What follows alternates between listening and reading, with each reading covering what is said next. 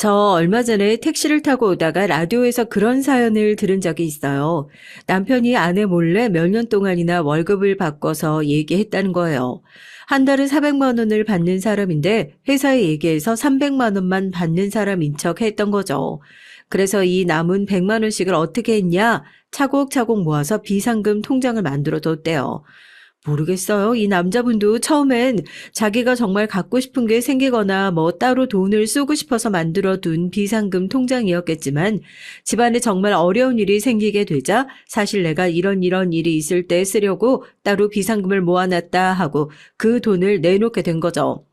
그런데 아내의 반응이 어땠을 것 같으세요? 그 돈을 받고 우리 이제 문제를 해결할 수 있다 하고 기뻐했을 것 같으세요? 아니요. 당신 왜 그동안 나 몰래 이렇게 돈을 모아둔 거야 하고 버럭 화를 내고 이혼을 했다는 거예요. 배우자를 깜빡 속였던 거라면서요. 제가 택시에 타고 가다가 이 사연을 라디오에서 들으면서 뒤에서 막 헛웃음을 치니까요. 택시 기사님이 왜 그러냐고 묻더라고요. 왜냐하면 제가 오늘 여러분에게 들려드릴 사연이 이 사연과 아주 비슷하면서도 다르거든요. 남편 몰래 돈을 모아놨다는 점은 같네요. 그치만 결혼 전이었다는 점은 다르고요. 집안에 어려운 일이 생기게 되면 내놓으려고 했던 남편과 달리 전 내놓을 생각이 전혀 없었다는 점도 다르고요. 하지만 그 사연과 제 사연의 가장 큰 공통점이 있죠. 그 과정에서 상대방에게 매우 크게 실망하고 이혼이라는 시원한 종지부를 찍었다는 것 말입니다. 객관적으로 제 사연을 듣고 제가 정말 잘한 선택을 한 건지 판단을 해 주셨으면 좋겠습니다. 저 그만큼 제 잘못 하나 없다는 것에 대해 자신이 있거든요. 남편과는 결혼부터 사실 엄청나게 삐그덕거렸어요. 오래된 친구였습니다. 서로에게 있는 유일한 성별이 남자인 친구, 여자인 친구였어요. 처음 알게 된 건 초등학교 때였던 것 같은데 저희가 결혼을 하기 전까지 알고 지낸 세월만 해도 초등학교 3년, 남편이 전학을 왔으니까 16년, 17년. 원래는 뭐 어디 계곡에 가서 우통을 벗고 서로 등목을 해도 아무런 감정이 안 생기네 마네 이런 얘기를 했던 사이인데 어쩌다가 저희가 부부가 됐는지 그건 저희 주변 친구들도 아직까지 신기해하는 것 중에 하나입니다. 서로 안 본 꼴이 없어요. 제일 보여주기 싫었던 사춘기, 철없던 시절 잘못했던 일들, 첫 남자친구, 그리고 그 첫 남자친구랑 헤어져서 공원에서 질질 짰던 것들. 남편은 그야말로 저희 모든 것을 다 알고 있는 사람이었죠. 그렇게 치부를 다 드러냈던 건 본인 역시 마찬가지였고요. 그래서 그런지 어떤 남자친구를 사귀어도 결국 마지막에 찾아가게 되는 건 남편이었습니다. 그만큼 편한 사람이 없더라고요. 내가 그 형은 별로라고 했잖아. 같은 남자가 봐도 나중에 딱 바람 피울 것 같은 관상이었다니까. 야, 뭘 울고 그래. 잘 헤어졌어. 넌 어떻게 남자를 만나도 맨날 그런 사람들만 만나냐? 너 그래서 결혼을 어떻게 할래? 차라리 나 같은 사람 만나라. 나 같은 사람을. 제가 회사에 들어가고 나서 또 남자친구와 헤어지고 남편을 불러내 뭐 어디 삼겹살 집이었나 하여튼 술을 마시면서 또 신세한탄을 하고 있는데 차라리 그럴 거면 자기 같은 사람을 만나라고. 왜 그럴 때 있잖아요. 같은 대화를 하더라도 갑자기 분위기가 묘하게 변하는 순간이요. 그때가 그랬죠. 전 잘못 들었다고 생각하고 뭐? 뭐라는 거야? 하고 넘겼는데 남편이 그래요. 자기 농담으로 하는 얘기가 아니라고요. 제가 맨날 어디서 그런 쓰레기들만 수집해가지고 오는 게 항상 답답했었대요. 좀 제대로 된 놈 좀 만나면 자기가 이렇게 신경 쓸 일도 없었을 것 같은데 대체 왜 그러는 거냐고 하면서 저한테 진지하게 만나볼 생각이 없냐 묻더라고요. 그 전까지는 남편을 절친한 친구 그 이상 그 이하로도 생각해 본 적이 없었으니까 당연히 거절을 했죠. 이상하게 그럴 땐 또 끈질긴 구석이 있더라고요. 그 뒤로부터는 아예 대놓고 졸졸 쫓아다니면서 연애해달라고 결혼하자고 그렇게 쫓아다녔어요. 좀 무섭기도 했죠. 저희가 같이 한 세월이 몇 년인데요. 이렇게 만나다가 헤어지면 남편과 정말 친구 사이로 남지 못할까봐 겁이 났던 것도 있었습니다. 제가 이 사람이랑 쫑나면 어딜 가서 또 그렇게 좋은 친구를 만날 수 있을까 싶기도 하고요. 하지만 그 끈질긴 구애에 저도 결국 마음을 열고 말았습니다. 10번 찍어 안 넘어가는 나무 없다고요. 아무리 생각을 해도 이렇게 못 보나 저렇게 못 보나 어찌 됐든 못 볼 것 같은데 그럴 바엔 차라리 사귀다 헤어지는 게 낫지 않겠냐 싶더라고요. 사실 내내 인정하지 않고 있었지만 저도 남편을 꽤나 많이 좋아하고 있었던 것 같기도 하고요. 오히려 제가 망설이는 동안 더 좋은 사람이 나타나서 채갈까봐 그걸 생각하니까 제가 지금 이렇게 재고 따지고 있을 때가 아니구나. 그래서 마음 고쳐 먹었던 거죠, 뭐. 그런데 저희 둘 마음만 통한다고 또 되는 게 결혼이 아니었습니다. 오랜 시간 서로를 알고 지냈고 지켜봐 왔고 남편은 저희 집 와서 밥 얻어먹고 저는 또 남편 집 가서 밥 얻어먹고 제 여동생과 시누이도 서로 친하게 지낼 정도로 가까운 사이니까 당연히 가족의 반대 같은 것은 저희 결혼을 가로막는 장애물이 되지 않을 거라고 생각했어요. 아니, 근데 이게 무슨 저희가 결혼할 당시에 양가 반대가 어마어마했습니다. 어느 한쪽 집안이 반대를 한 게 아니라요. 양가 정말 똑같이 반대를 했었다니까요. 아무리 그래도 가정환경 그거 무시 못한다. 애들이 한참 커야 할 시기에 엄마가 안 계시는 거 그거 지금이야 네가 좋아서 티도 안 나고 모르겠지만 나중에 애 낳고 보면 다 티나게 되어 있어. 왜 괜히 사람들이 엄마 없는 애다 이런 소리 하는 줄 알아? 하여튼 안 된다면 안 돼. 친구랑 마누라랑 같은 건 줄 알아. 우리 서영이 하시면서 자기 딸처럼 예뻐하시던 시어머니께서는 제가 엄마가 안 계신다는 이유로 저희 집안을 엄청나게 반대하셨어요. 솔직히 그 과정에서 상처를 안 받았다고 한다면 거짓말이죠. 저희 엄마가 뭐 바람을 펴서 이혼을 했냐, 차라리 그러면 꺼려 하는 게 이해라도 된다 싶어요. 그런 것도 아니었거든요. 정말로 몸이 안 좋으셔서 제 여동생 낳고 얼마 못 지나서 돌아가셨어요. 아버지가 엄마 없는 애 소리 안 듣게 하려고 밖에 나가서 사소한 거 하나만 잘못해도 불같이 화를 내면서 키우셨는데 다른 사람도 아니고 어머님이 그런 생각을 하셨다고 하니까 내 아들이 온전한 집으로 장가 들었으면 좋겠다 하는 마음이 한편으로는 이해가 가면서 뭔가 배신감도 느껴지는 무슨 마음인지 아시겠죠? 그렇다고 저희 집은 또 순순히 결혼을 허락하셨냐? 절대 아니었죠. 저희 아버지께서도 엄청나게 반대하셨어요. 부모님 다 계신다고 멀쩡한 집인 줄 알아? 어떤 집은 차라리 안 계시는 것보다 낫다 싶은 집도 있는 거야. 승민이 그놈도 남의 집 아들일 때야 예뻐 보이는 거지. 내 식구 되고 내 사이 되어봐라. 예쁘다 소리 나오나. 그 집 아버지 봤지? 야, 배짱이가 따로 없어. 가장이 돼가지고 제 역할 하나 제대로 하지 못하고 집에서 맨날 큰 소리나 치고 벌이도 제대로 없으면서 집 식구들이 나가서 맨날 돈 버느라 등골이 그렇게 휘지. 그래도 다 먹고 살 구석이 있고 비빌 구석이 있으니까 그거 믿고 그렇게 집구석에서 떵떵거리는 거 아니야? 너 승민이는 나중에 나이 먹어서 안 그럴 것 같냐? 시아버지가 인마 남편의 거울이야 거울. 승민이도 결혼해서 늙으면 나중에 딱 그렇게 되는 거라고. 온 집구석에서 그렇게 힌트를 주는데 거길 기어 들어가려고 하냐? 제 시아버지께서는 저희 아버지가 저렇게 혀를 차실 만할 정도로 생계력이 부족하신 분이긴 해요. 회사 사정이 어려워서 일찌감치 정리해고를 당하신 이후로 뭔가를 다시 도전할 생각 없이 그냥 하루하루 퇴직금만 까먹으면서 시간을 보내고 계신다고 하더라고요. 저희 아버지는 저런 집으로 시집가게 나도 놔둘 수 없다. 시아버지만 봐도 집안이 보인다고 남편 역시 나이가 먹으면 시아버지의 모습이 나올 거다 하면서 반대를 하셨죠. 그때 말을 들었어야 했는데요. 무슨 뭐 대단한 세기의 사랑을 한다고 그때는 양쪽 집안의 반대를 겪고 있는 저희가 대단한 영화 속 주인공 같다고 뭐 로미오와 줄리엣이라도 된 것 마냥 느껴졌습니다. 오히려 이런 반대는 저희의 사랑을 더욱 단단하게 할 뿐이라고 그렇게 생각을 했었죠. 아버지는 저와 하나만으로도 머리가 깨지기 일보 직전인데 동생도요. 대학 졸업한 지 얼마 됐다고 대형 사고를 쳐버린 겁니다. 항상 뭐든지 저보다 조금 더 빠른 동생이었는데 설마 결혼까지 이렇게 빠르게 하게 될 줄 누가 알았겠어요. 아빠, 나 임신했어. 언니 미안해. 그래도 애랑 끝까지 책임지고 싶어. 우리도 원래 잘 만나고 있었고 결혼할 생각이 없었던 것도 아니고 그냥 애가 조금 더 먼저 생겼다 그렇게 생각하면 안 될까? 아빠 진짜 잘못했어요. 용서해줘. 급작스러운 여동생의 혼전 임신 소식에 집안은 또 한 번 쑥대밭이 될 수밖에 없었죠.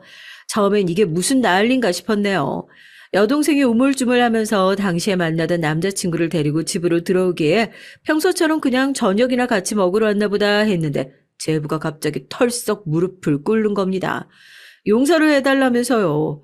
이게 무슨 일인가 했더니 동생이 혼전 임신 소식을 밝히더라고요. 안 그래도 제 결혼 반대 때문에 매일같이 머리를 싸매고 있는 아버지였는데 그날은 정말 뒷목 잡고 넘어가실 뻔했죠. 저도 너 언니 하나로도 아빠 지금 골 때리는 거 알면서 너까지 왜 그러냐고 동생 팔을 붙들고 등짝을 몇 번이나 때리고 제부는 그 와중에 또 자기가 대신 맞겠다고 동생을 감싸고 있고요.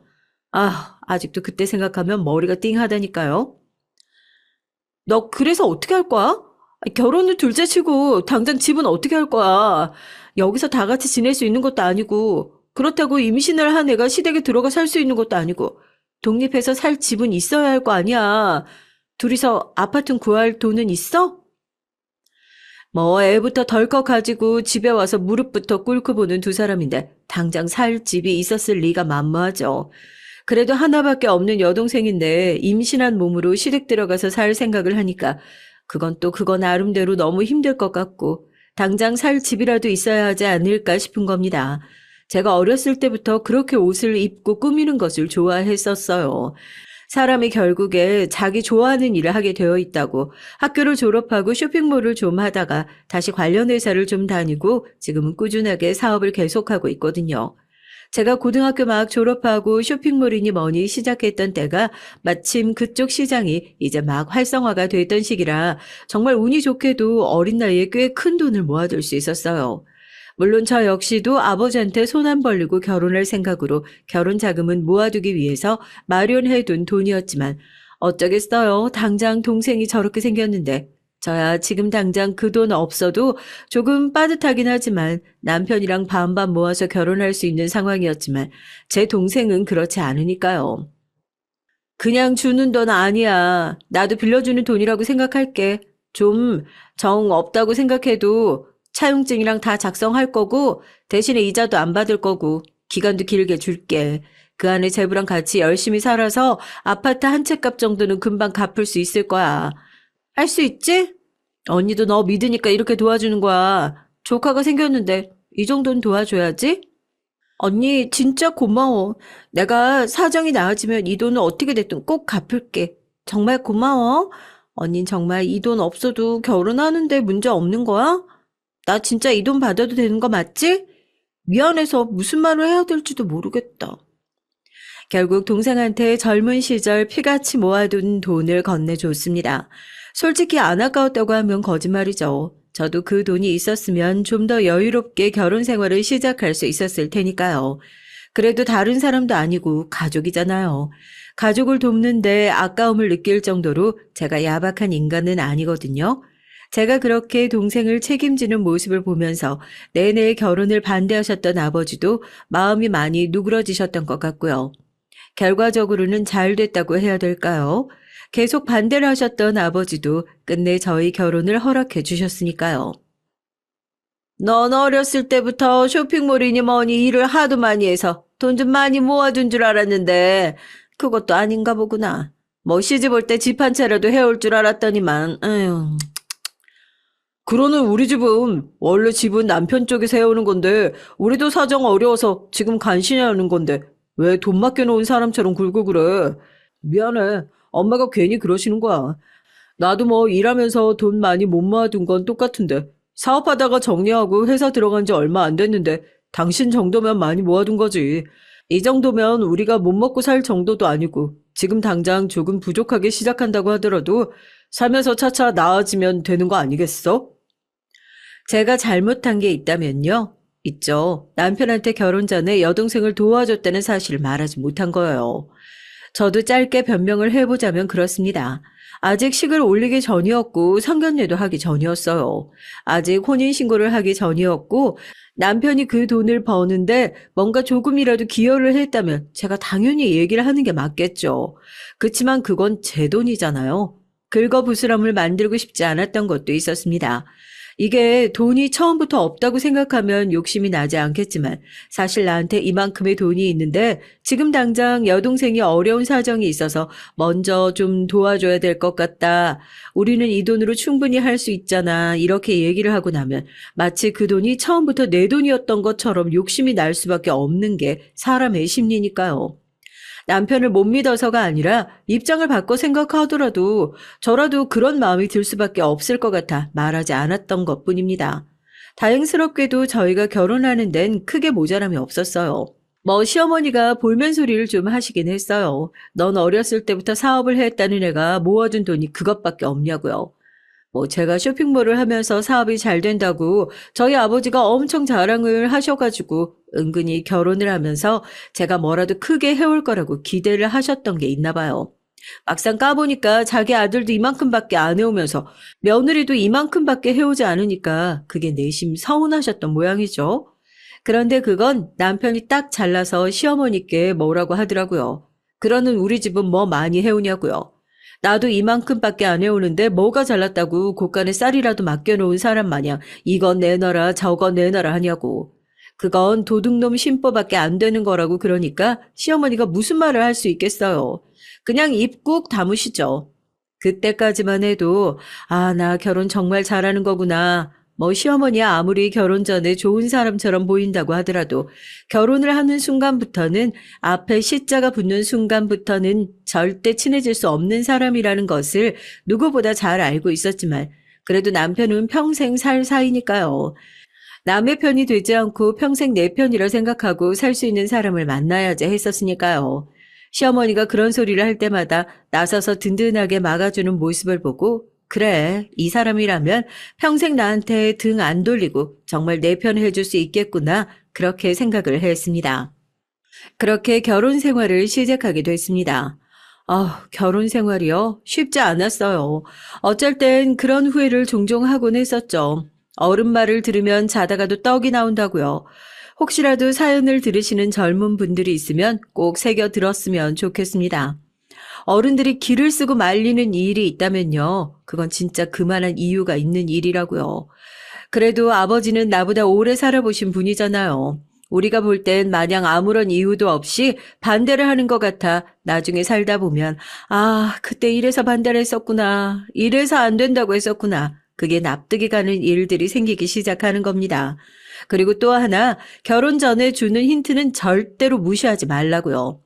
저 같은 경우에는 결혼 전에 왔었던 제대로 된 힌트가 그거였거든요. 시아버지요. 저희 아버지가 왜 그런 말 하셨었죠? 가장 노릇을 제대로 못하는 시아버지 때문에 시댁 식구들이 다 같이 고생을 하고 살고 있는데 그런 불구덩이로 왜 네가 직접 기어 들어가려고 하는 거냐고요. 네가 그 집 식구가 되는 순간 너도 이제 그 사람들 고생 같이 나눠서 하는 수밖에 없다고요. 그 말이 시집 오고 나니까 무슨 소린지 딱 알겠더라고요. 그게 무슨 소리야? 아버님 퇴직금 가지고 계신 거 있잖아. 그런데 왜 우리가 그 돈을 보태드려? 알잖아. 우리도 이사 가야지. 우리도 그렇게 여유로운 사정이 아니야. 그게 우리도 몰랐는데 아버지가 퇴직금을 전부 다 그러셨던 건 아니고 친구분 중에 부동산 쪽으로 되게 잘 아시는 분이 있으시거든. 어디에 투자를 하면 대박이 난다 이래가지고 대신 투자를 좀 해달라고 돈을 맡기셨던 모양이야. 그 돈이 잘못돼서 돈을 크게 날리셨다고. 우리야 전혀 모르고 있었지. 아버지야 워낙 일을 하실 때도 자기 월급 한 달에 얼마 받는지 가족들한테 전혀 안 보여주시는 분이었거든. 어머니한테도 그냥 한 달에 생활비 얼마씩 따박따박 보내시기만 하시던 분이었으니까. 미안해. 그래도 아직 나이도 있으시고 지금 은퇴해버리면 나중에 노후 책임지는 게 우리 목 될까봐. 차라리 그것보다 지금 우리가 조금 먼저 도와드리는 게 낫지 않나 싶어서. 안 될까? 남편과 결혼하고 나서 저도 자녀 계획도 세우고 앞으로 사는 게 조금씩 나아져야 하니까요. 미래에 대한 계획을 막 설계하고 있는데 이놈의 시댁 식구들은 나아질 생각이 없었던 건지 아니면 나아지고 싶은 사람의 발목을 잡는 게 취미인지 몰라도 이렇게 덜컥 또 발목을 잡더라고요. 이제 우리도 슬슬 자녀 계획을 세우는 게 좋지 않겠냐는 제 얘기에 남편은 대뜸 시아버지의 사업 얘기를 꺼냈습니다. 황당하기 짝이 없었죠. 갑자기 이런 얘기를 하는 게 어디 있어. 난 결혼하면서 양가에 크게 도움은 못 드리더라도 적어도 도와드려야만 하는 일은 안 생기겠거니 그렇게 생각하고 결혼했었어. 그건 당신도 마찬가지라고 생각했고. 그냥 솔직하게 얘기할게. 너무하다는 생각 안 들어? 우리 벌이가 얼마나 된다고. 그동안 모아둔 돈이 뭐 한 10억이 되기는 해? 20억이 되긴 해? 그거 아버님 다 도와드리고 나면 우린 또 어떻게 다시 모으고 시작할 건데. 내가 무슨 자선사업가니? 뭐 공평하게 양가에 용돈 드리자고 하는 것도 아니고 시댁 도와달라는 얘기를 무슨 밥 먹다가 말고 이렇게 당당하게 할 수가 있어? 기가 막혀서 진짜. 그렇게 사이가 좋았던 남편과 제가 다투기 시작했던 것도 시댁 때문이었습니다. 정확히 말하면 경제력이 없는 시아버지 때문이었죠.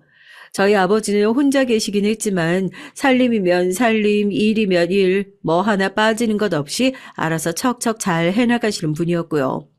아니요, 적어도 자식한테 걱정 끼칠 만한 일을 안 하시는 분이었죠. 그런데 시아버지는 달랐거든요. 제가 말씀드렸죠? 조금 일찍 퇴직하시고 나서 어떻게 다른 일을 찾아보실 생각은 안 하시고 집에서 계속 그 퇴직금 까먹으면서 거의 놀고 계셨다고요. 차라리 그냥 조용히 노시기만 하면 다행이었을 텐데 그 퇴직금 중에 일부를 부동산 투자를 한답시고 친한 친구분에게 맡겼다가 크게 손실을 보셨던 모양입니다. 가족들이 이제는 좀 나가서 일을 해야 하지 않냐. 시아버님이 기술도 꽤 있으신 편이라서 사업이라도 좀 해보는 게 어떻겠냐 제안을 했더니 그러면 너네가 좀 도와주면 내가 사업을 해보겠다고 그렇게 말씀을 하신 것 같더라고요. 그동안 퇴직금은 어디다 다 까먹고 도와달란 소리를 하냐고 하니까 그제서야 그 돈이 어디로 줄줄 다 새어나갔는지 사실을 고백하셨던 겁니다. 참 얘기 듣는데 기가 막히더라고요.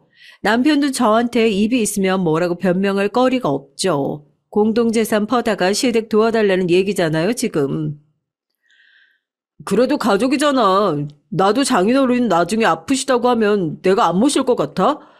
같은 거라고 생각해주면 안 될까? 지금 당장이요, 답답하지. 답답할 수밖에 없는 거 내가 잘 아는데. 얘기했잖아.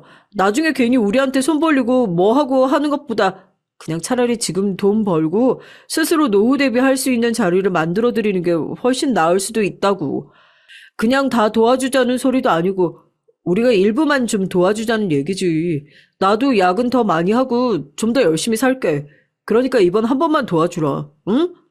그래도 내가 장남인데 뭐라도 해야 할 거 아니야. 동생도 지금 자기도 보태겠다고 두 팔 걷어붙이고 나섰는데. 이건 뭐 칼만 안 들었지 협박이 따로 없더라고요. 동생도 지금 돈 내놓고 가족들이 다 돕겠다고 나서는데 장남인 자기만 어떻게 쏙 빠질 수 있겠냐. 체면 좀 살려달라. 지금 그 소리잖아요. 어쩌겠어요. 물론 큰 돈이긴 했지만 도와드렸죠. 제가 호구라서도 아니고 남편을 너무 사랑해서도 아니고요. 저도 나름대로 논리적인 사람이거든요.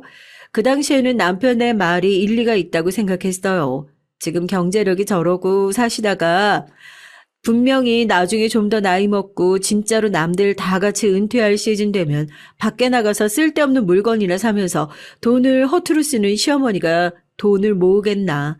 아니면 이제 막 취업해서 철없이 돈 펑펑 쓰고 다니는 시누이가 돈을 모으겠나. 그나마 저 중에서는 시아버지가 제일 가능성이 있겠구나 생각했던 거죠. 나중에 나이 먹고 저희한테 손 벌려서 머리 아픈 것보다 차라리 지금 빨리 머리 아픈 게 나을 수도 있겠다 싶어서 저도 그때는 마음이 100% 내키진 않았지만 돕겠다고 얘기를 했던 거예요. 그때도 좀 서운하긴 했죠. 저는 나름대로 제 미래 계획까지 바꿔가면서 시댁 식구들을 위해서 희생을 했다고 생각했는데 돈 받아가는 사람들이긴 하지만 어쩜 고맙다는 태도가 안 보이고 가족끼리 이 정도는 당연하지라고 생각하는 거예요.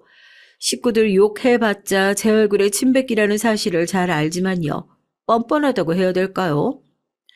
어머님, 아시겠지만 저희도 진짜 없는 살림에 도와드린 거예요. 아시잖아요. 저희도 조금 있으면 이사 준비도 하고 있었고 이제 슬슬 아이 계획도 세우고 있었던 중이라서. 그것도 좀 그래요. 말로는 빌려가겠다고 하시겠지만 언제까지 주신다 이런 걸 좀 명확하게 말씀을 하시는 법이 없는 거죠. 남편 옆구리를 찔러봐도 제대로 된 대답이 영 나오질 않으니까 제가 따로 메시지를 보냈었던 적이 있어요. 처음엔 뭐 올해 말까지 주신다고 그냥 빌려가는 거라고 이자까지 쳐서 주신다고 하시더니만 연말이 지나고 나니까 아버님 사업이 생각보다 잘 안 돼서 원금 회수가 그렇게 빨리 안 될 것 같다고요. 그러니까 조금 더 기다려 달라나요? 그래서 제가 그냥 통 크게 그 다음에 말까지만 주셔라. 알겠다고. 또 그때까지 이자랑 다 계산해서 그러면 얼마를 보태주겠다. 그 내용까지 다 남아 있거든요. 근데 막상 또 그 날짜가 되니까 뭐라고 하시는 줄 아세요? 저보고 무슨 사채업자냐고. 자기 빚쟁이 된 것 같아서 못 살겠대요. 아니 무슨 며느리가 사채업자도 아니고 내가 너 볼 때마다 아주 그냥 심장이 쪼그라들어서 못 살겠다. 아니 가족끼리 어려울 때 돕고 살 수도 있는 거지. 너 얘기 듣고 보니까 지금 다시 사업 시작하면서 돈 꽤나 번다는 것 같던데. 너희 친정에다가 그렇게 아까운 거 없이 퍼주면서 시댁에다가 돈 주는 건 아까워 죽겠니? 그래서 그래? 아주 그냥 볼 때마다 돈 타령 지겨워 죽겠다.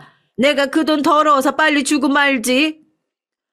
어머님, 제가 언제 돈 타령을 했다고 그러세요? 저 한 번도 어머님한테 그 돈 빨리 달라고 재촉한 적 한 번도 없어요.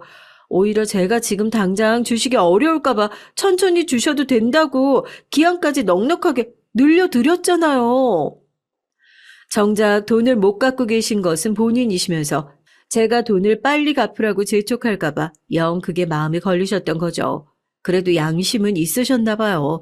마음에 찔리셨는지 저를 볼 때마다 그 돈 그거 빨리 갚으면 되지 않냐고 버럭버럭 화를 내시질 않나.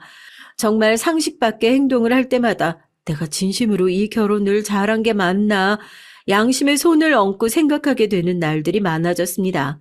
그리고 얼마 전에 그 일이 터지게 되고 전 정말로 시댁에 학을 떼게 됐어요. 그때까지만 하더라도 그래 시댁 식구들이 아무리 좀 영치가 없고 뻔뻔하긴 하지만 뭐 사는 게 어렵다 보면 사람들이 이렇게 좀 염치가 없어질 수도 있는 거고 그래도 정작 내 옆에 있는 남편은 정상이지 않냐는 사실 하나로 위안을 얻고 살았는데요. 사실 제 옆에 있는 놈이 제일 정상이 아닐지도 모른다는 것을 이번 계기를 통해 알게 됐거든요. 남편에게도 여동생이 하나 있습니다. 제 동생이랑 나이가 비슷한데요. 여기도 뭐 사는 게 내동 비슷하죠. 가진 능력에 비해서 야망만 너무 크고 노력도 딱히 안 하는 스타일이요. 제가 그래도 시누이인데 너무 막말을 한 건가요? 근데 전 제 동생이랑 나이가 비슷해서 그런지 볼 때마다 더 한심한 느낌이 드는 거예요. 제 동생은 비록 혼전 임신으로 그렇게 급하게 시집을 가긴 했지만 시집을 가고 나서 오히려 저한테 도움을 받는 것도 그렇고 아버지 뵐 명목도 없다고 더 열심히 살아서 저도 보기가 좋더라고요. 제부도 그렇고 둘이서 사업도 잘 꾸리고 확실히 자매끼리 통하는 구석이 있나 봐요. 제 동생은 아이 낳고 나서 오히려 육아용품 브랜드 쪽 물건 떼다가 팔면서 그게 잘 되고 있거든요. 일이 너무 바빠지고 잘 되니까 제부도 그 일을 도와서 하고 있고요. 그런데 나이가 비슷한 아가씨를 보면 참 한숨이 나와요. 뭐 일을 하나 해도 오래 버티는 법이 없는 거예요. 처음엔 동생 생각도 나고 해서 붙잡아 놓고 조언도 많이 했어요. 어딜 가나 다 힘든 일밖에 없다고요. 이것도 못 버티면 진짜 나중엔 더 힘든 일이 생길지도 모른다고요. 처음에는 말을 듣는 척 하더니 그것도 다 한때예요. 언니는 왜 이렇게 꼰대처럼 굴어요? 그래도 나름대로 트여있는 사람인 줄 알았는데 어쩔 때 보면 우리 엄마 아빠보다 더 꼰대처럼 구는 것 같다니까? 이번엔 진짜 안 망해요. 언니도 그때 그랬잖아요? 내가 하고 싶은 일을 하고 살아야 오래 버티는 거라고요. 이번엔 진짜 내가 하고 싶은 일 제대로 찾았으니까 절대 망할 일 없어요. 그놈의 하고 싶은 일은 왜 그렇게 자주 바뀌는 것이며 왜 그렇게 뭘 하나 진득하게 못하는 건지 이게 진짜 내 동생이었으면 머리라도 한 대 세 개 쥐어박는 건데 시누이라서 차마 그러지도 못하고 옆에서 하고 있는 것만 보면 속이 부글부글 끓는데 그동안은 저한테 피해준 거 없으니까 그냥 똥이 무서워서 피하나 더러워서 피하지라는 마음으로 상종을 안 하고 있었습니다. 그런데 똥을 보면 피할 게 아니라 치워야 한다고. 왜 그런지 알겠더라고요. 아무리 멀리 피하고 돌아서 가더라도 안 치우면 언젠간 이렇게 꼭 탈이 나거든요. 맨날 무슨 일을 해도 진득하게 못하고 금방 때려치우고 하는 신우이였는데 또 무슨 능력이 있는지 몰라도 남자는 어디서 잘 만났어요. 솔직히 상대방은 저희 신우이 뭘 보고 만났나 싶을 정도로 집안도 그렇고 상대방 직업도 그렇고 괜찮은 사람이더라고요. 변호사 시험 합격하고 회사 법무팀에서 일을 하고 있는 변호사래요. 그래, 신우이 같은 사람은 차라리 자기가 뭔가를 주도적으로 하기보다는 차라리 남편을 잘 만나서 시집 잘 가고 집에서 얌전히 내조하는 게 더 나을 수도 있겠다 싶어서 저도 오히려 다행이다 싶더라고요. 이제 제발 집에서 사고 좀 그만 치고 나가서 그냥 정착해서 잘 눌러 살아라 하는 마음으로 진심으로 축복을 빌어줬죠. 그런데 시댁에서는 이제 시누이 시집 보내려고 보니까 새로운 고민이 생긴 겁니다. 왜 제가 사연 들으면서 한번 그런 얘기 들은 적 있는 것 같은데 아시는 분들은 아시는 것 같더라고요. 전문 직종의 남자랑 결혼하려면 처갓집에도 열쇠 3개는 해줘야 한다고. 아파트 열쇠, 사무실 열쇠, 차 키 이렇게 해서 3개요. 그러니까 처갓집에서는 명예를 얻는 대신에 사위의 앞길을 제대로 닦아줄 수 있는 빵빵한 재력이 뒷받침되어줘야 한다. 이런 뜻으로 하는 얘기겠죠. 그런데 저희 시댁이 뭐가 있고 시누이가 대체 뭐가 있겠어요. 아무런 능력도 없는 집안인데 결혼을 앞두고 뭔가 구색은 맞춰야 되고 집에 돈 좀 번다 하는 사람은 저밖에 없으니까 또 다들 손가락 빨면서 저만 쳐다보고 있는 거죠. 기가 막힌 거예요. 예, 너 돈 좀 모아놓은 거 없니? 아이, 그동안 사업하면서 돈 좀 모아둔 거 있을 거 아니야. 어머님 아시잖아요. 저 지금 모아둔 돈 없어서 저희 자녀 계획도 제대로 못 세우고 있어요. 그리고 남아있는 돈은 이번에 사무실 이전하면서 다 썼고요. 저 이제 먹고 죽으라고 해도 돈 없어요, 정말. 그때 빌려간 돈도 아직 다 안 갚았으면서 이제 딸 시집 보낼 때가 되니까 혹시 돈 없냐고, 그동안 또 모아둔 게 있지 않냐고, 본인들이 모아둘 생각은 전혀 안 하고 제 곳간 문을 또 기웃기웃 살피는 겁니다. 그것만 해도 기가 막힌 거죠. 시어머니는 그렇다고 쳐요. 대체 신우는 그동안 뭘 했길래 결혼식 하나 올릴 비용도 안 모아뒀나 싶고요. 남편한테도 버럭 화를 냈습니다. 당신 가족들이라는 표현을 쓰긴 썼어요. 그게 잘못이라면 네, 저 잘못했습니다. 인정할게요. 그런데 그런 상황에서 당신네 가족이라는 말 한마디 쓴 게 그거 하나가 그렇게 큰 문제인가요? 당신네 가족들은 대체 왜 정도가 없냐고. 난 이 상황까지 됐으면 적어도 나한테 미안해서 모아둔 돈 좀 없냐는 얘기 안 할 것 같다고요. 적어도 나한테는 그런 얘기를 하면 안 되는 거 아니냐고 버럭 화를 냈습니다. 처음엔 미안하다고 했던 남편 역시 어떻게 자기 가족들한테 당신네 가족이라는 표현을 할 수가 있냐. 아무리 화가 나도 그런 말은 하면 안 되는 거 아니냐 하면서 은근히 논점을 흐리고 싸움을 끄는 것 같더라고요.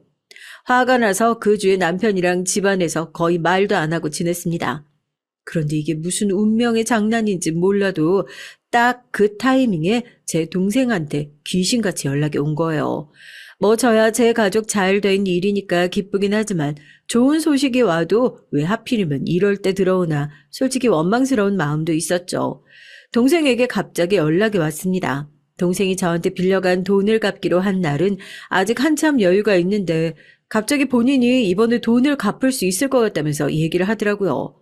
갑자기 무슨 돈이 생겼냐고 하니까 그동안 제부랑 했던 사업도 여유가 생겨서 이사 가려고 준비를 하고 있고 그 전에 저한테 받았던 집을 처분하고 이사를 가려고 지금 계획을 하고 있대요. 언니, 놀라지 말고 들어? 언니 그때 사줬던 집 있잖아. 우리도 살면서 깜짝 놀랐는데 집값이 어마어마하게 올랐어. 이번에 우리 집 앞으로 지하철역 들어온다는 얘기 있나 봐. 수도권에서 출퇴근하기 좋은 위치라고 해서 살 때부터 여기 무조건 집값 오를 거라고 그런 얘기는 했었는데 설마 이렇게까지 오를 거라고는 상상도 못 했거든? 솔직히 언니가 이 집 안 해줬으면 나 그때 임신하고 나서 애 데리고 꼼짝없이 시집살이 할 뻔하기도 했었고 언니한테 고맙기도 해서 언니가 결정해주는 대로 하려고. 이거 다시 언니한테 명의 돌려주면 아마 지금 양도세가 어마어마하게 나올 거야. 우리가 집 팔고 처분하면 지금 양도소득세 비과세 대상일 것 같아서 집값이랑 시세 차익 다 하면 한 5억 정도 나올 것 같거든? 뭐, 5억? 집값이 그렇게 올랐단 말이야? 우선 내 말 잘 들어. 이 얘기는 아버지 제외하고 아무한테도 하지 말고, 언니가 지금 시댁에 조금 골치 아픈 일이 생겨가지고, 괜히 돈 얘기 나왔다가 시끄러운 일 생기는 거 싫어서 그래. 아무래도 세금 관련된 문제는 세무사랑 얘기를 해보는 게 좋을 것 같아서, 아직 이사 뭐 여유 있는 일이니까 연락한 거잖아. 어떻게 하면 좋을지 그건 나중에 언니랑 따로 다시 얘기해보자. 내가 한 게 뭐 있다고. 내가 그 돈 바라고 도와줬던 것도 아닌데. 오히려 네가 욕심 안 내고 나한테 그걸 다 돌려준다고 해서 고마운 거지. 그래, 나중에 언니가 다시 연락할게. 얼른 쉬어. 동생이 전해준 얘기는 놀라웠습니다. 제가 아파트를 사줄 무렵까지만 해도 그렇게 비싼 아파트가 아니었는데 동생이 살고 있는 동네가 신도시로 지정이 되면서 땅값이 정말 어마어마하게 올랐거든요. 제가 빌려줬던 돈과 시세 차익을 다 계산해 보니까 대략 5억 정도의 수익이 생길 것 같다면서 저한테 연락을 해온 것이었습니다. 분명히 모른 척하고 시세 차익은 본인들이 챙겼어도 될 일인데 고마운 마음에 숨김없이 얘기를 해준 것도 고마웠고요. 다만 제가 지금 상황이 이러다 보니 혹시라도 이 돈에 대해서 알게 되면 시댁에서 괜한 욕심을 내지 않을까 걱정도 됐어요. 방에서 조용하게 통화를 하고 나서 회사의 세금 문제를 봐주시는 세무사님을 만나려고 약속을 잡아야겠다 했죠. 깜짝아. 여기서 뭐하고 있어? 도둑고양이처럼. 설마 내가 통화하는 거 다 듣고 있었던 거 아니지?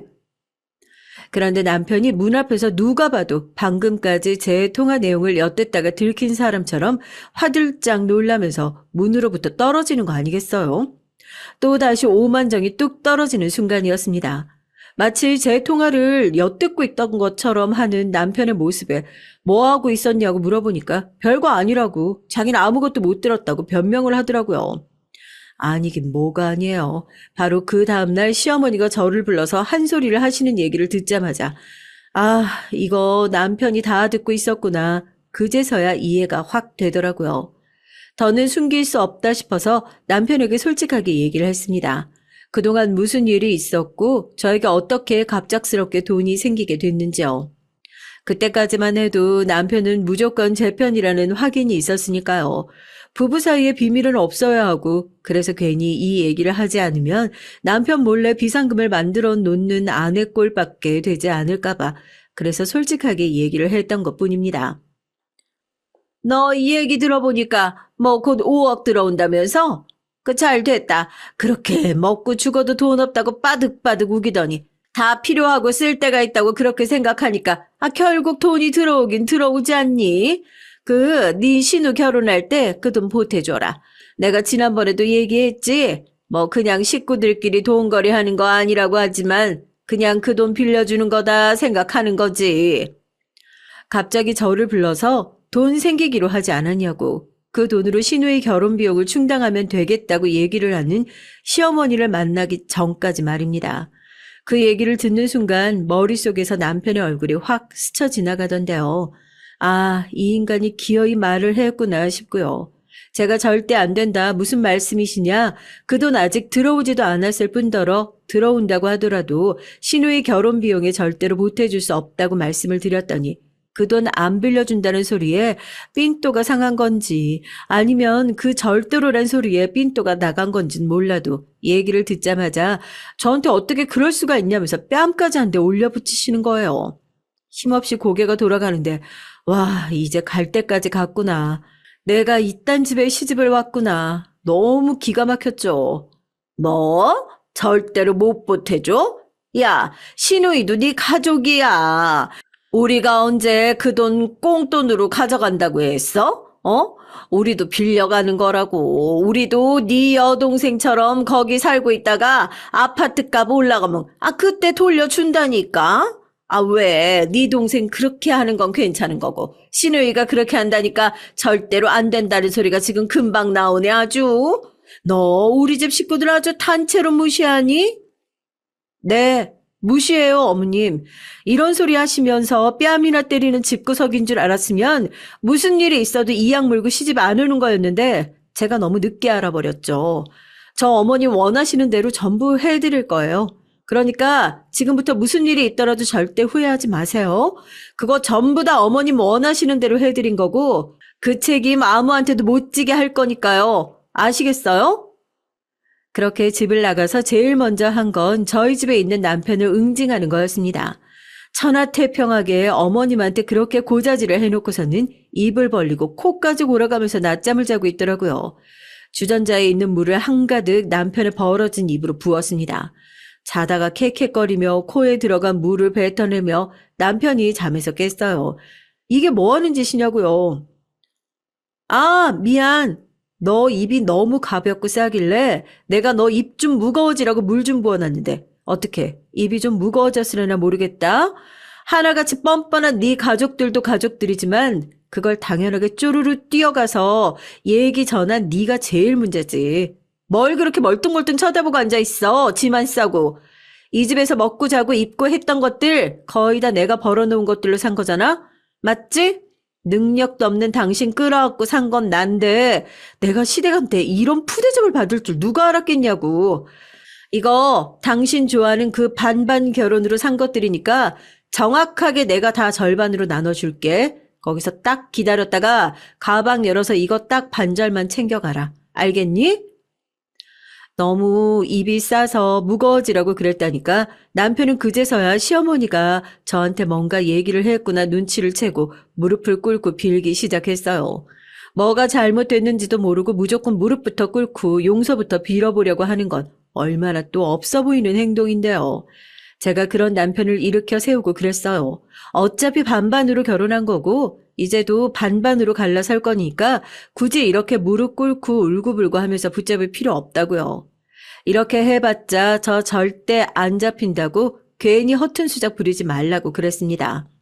그리고 부엌에서 가위를 가지고 와서 남편의 옷을 반으로 쭉쭉 잘랐어요. 남편은 지금 뭐 하는 짓이냐고 제발 그만하라고 그랬는데 전 아랑곳하지 않고 이것도 다 내 돈 주고 산 것들 아니냐. 돌려달라는 소리 하지 않았냐. 이렇게 좋은 사람이 어딨냐. 딱 저거 절반만 챙겨가지고 너네 엄마한테 다시 돌아가라는 얘기를 했습니다. 사색이 되어가지고 저한테 잘못했다 싹싹 빌더라고요. 남편이 시어머니에게 전화를 해서 대체 무슨 짓을 한 거냐고 지금 집에 와서 얼른 말려보려고 얘기를 했지만 소용이 없었습니다. 뒤늦게 저희 집으로 달려온 시어머니를 보자마자 제가 그랬거든요. 어머님, 아들을 그렇게 끔찍하게 아끼시는 줄 몰랐어요. 제가 그렇게 아끼시는 아들 데리고 왔으니까 내내 얼마나 꼴보기가 싫으셨을 거예요? 차라리 그냥 처음부터 그렇게 솔직하게 말씀을 해주셨으면 이렇게 서로 얼굴 붉히는 일은 없었을 텐데요. 잘 됐죠. 저도 이해심이 부족해서 그런 거 이해 다 하면서 평생 못 살겠거든요. 결혼을 다시 할 수 있을진 모르겠지만 그런 것까진 다 이해하는 호구 같은 며느리를 들이던지 하세요. 전 아니거든요. 아드님 반품하니까 고쳐서 다시 파시던 아니면 발주처에서 계속 들고 사시던 그건 맘대로 하시고요. 이혼하겠다는 얘기죠. 남편은 엄마 때문에 이게 다 무슨 일이냐고 시어머니에게 원망 섞인 얘기를 쏟아냈습니다. 아휴, 저런 놈이랑 어떻게 살았나 몰라요. 뭐만 하면 엄마 탓을 하는 게 결국 저 모습 꼴도 보기 싫어서 이혼하는 것도 있는데 말입니다. 아마 본인은 죽어도 자기 엄마 탓이라고 생각하고 살겠죠. 적극적으로 해명해 줄 필요도 없고 그러고 싶지도 않아서 그냥 그 부분은 평생 오해하게 놔둘 생각입니다. 그러면 아무것도 하지 않고 이 쑥대밭을 만든 시누이는 어떻게 응징했냐고요? 변호사라 잘 아실 거 아니에요? 여기서 더 얘기하면 제가 반대로 명예훼손으로 고소당할 수도 있어요. 그래서 그냥 여기까지만 말씀드리는 거예요. 판단은 본인이 알아서 잘 하시고요. 기껏 좋은 집안일 줄 알고 장가들었는데 막상 까놓고 보니까 아무것도 없는 집안이면 그게 사기 결혼이 아니면 뭐가 있어요?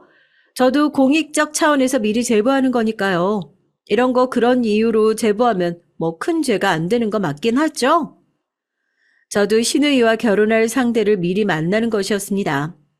하도 어느 회사 법무팀이다 자랑을 하고 다니는 통에 회사 이름만 알고도 사람 하나 찾는 건 그렇게 어려운 일이 아니더라고요.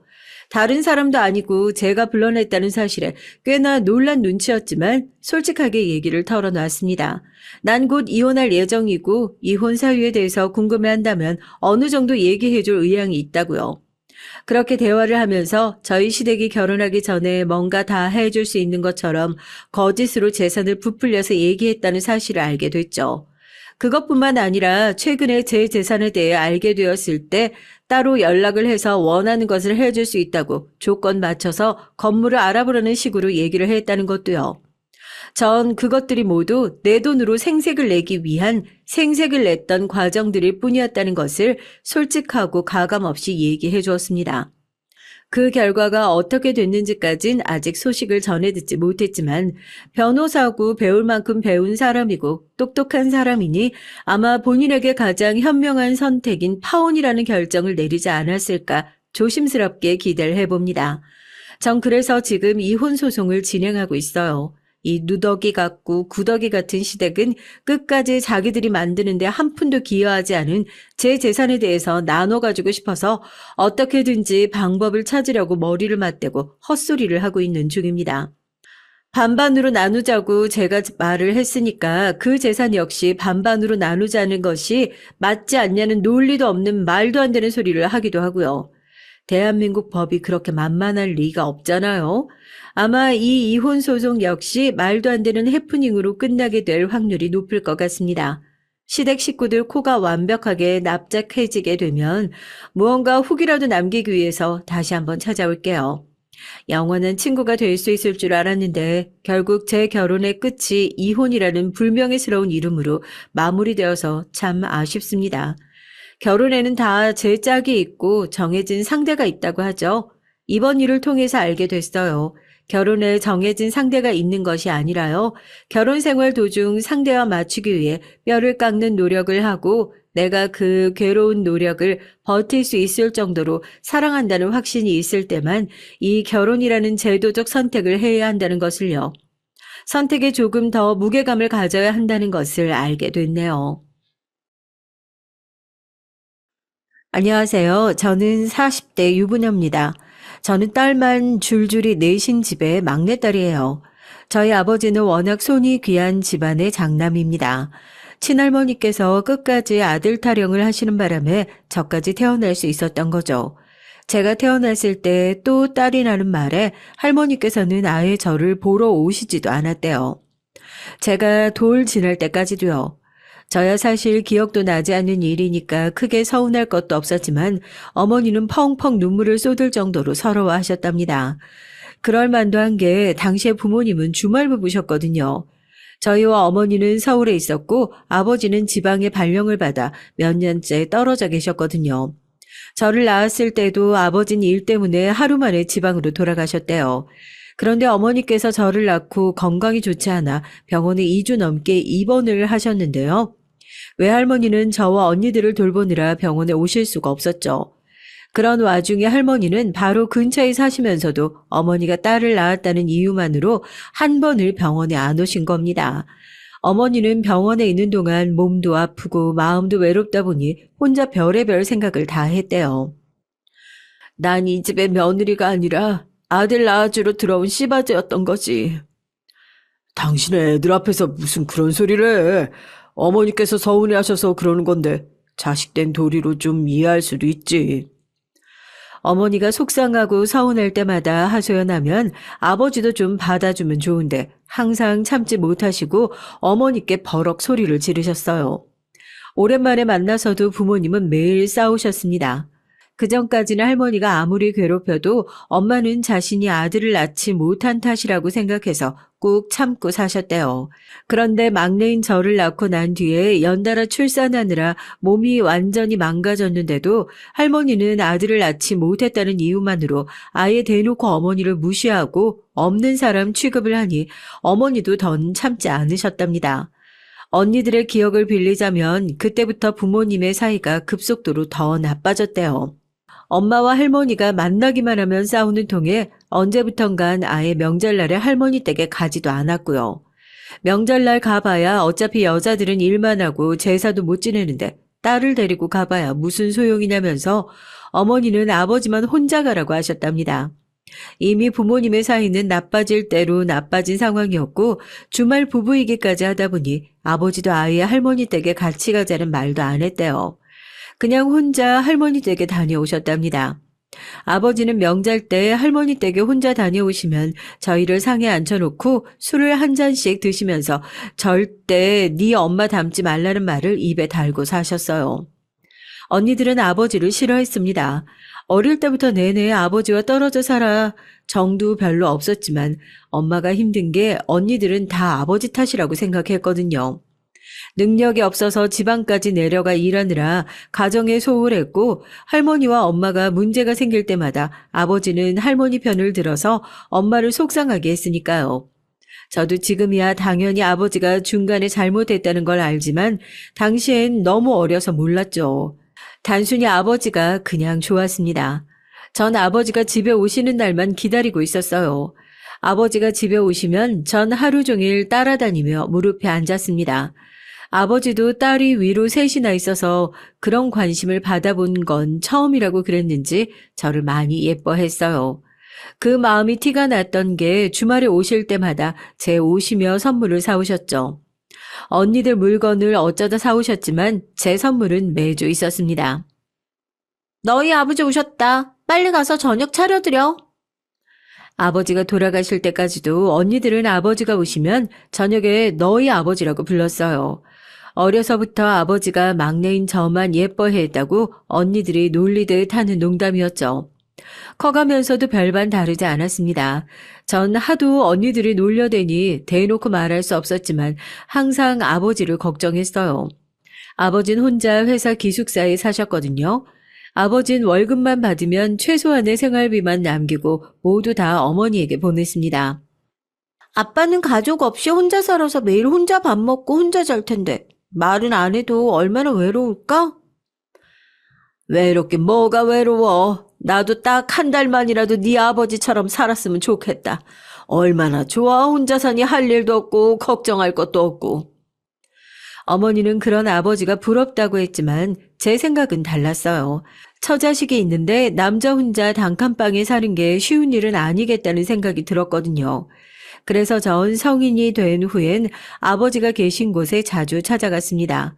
그럴 수밖에 없었던 게 아버지가 직장을 퇴직하시고도 서울로 올라오지 않으시겠다고 하시더라고요. 왜냐고요? 부부 사이의 일이니 저도 정확한 진실을 알 수는 없었지만 제가 생각하기론 아버지의 의사 반, 어머니의 강요 반이었던 것 같습니다. 아버지의 퇴직이 1년 정도 남았을 때 어머니께서 넌지시 제안을 하나 하셨거든요. 살던 기숙사 근처에 작게 땅을 사줄 테니 거기서 농사나 좀 지으라고요.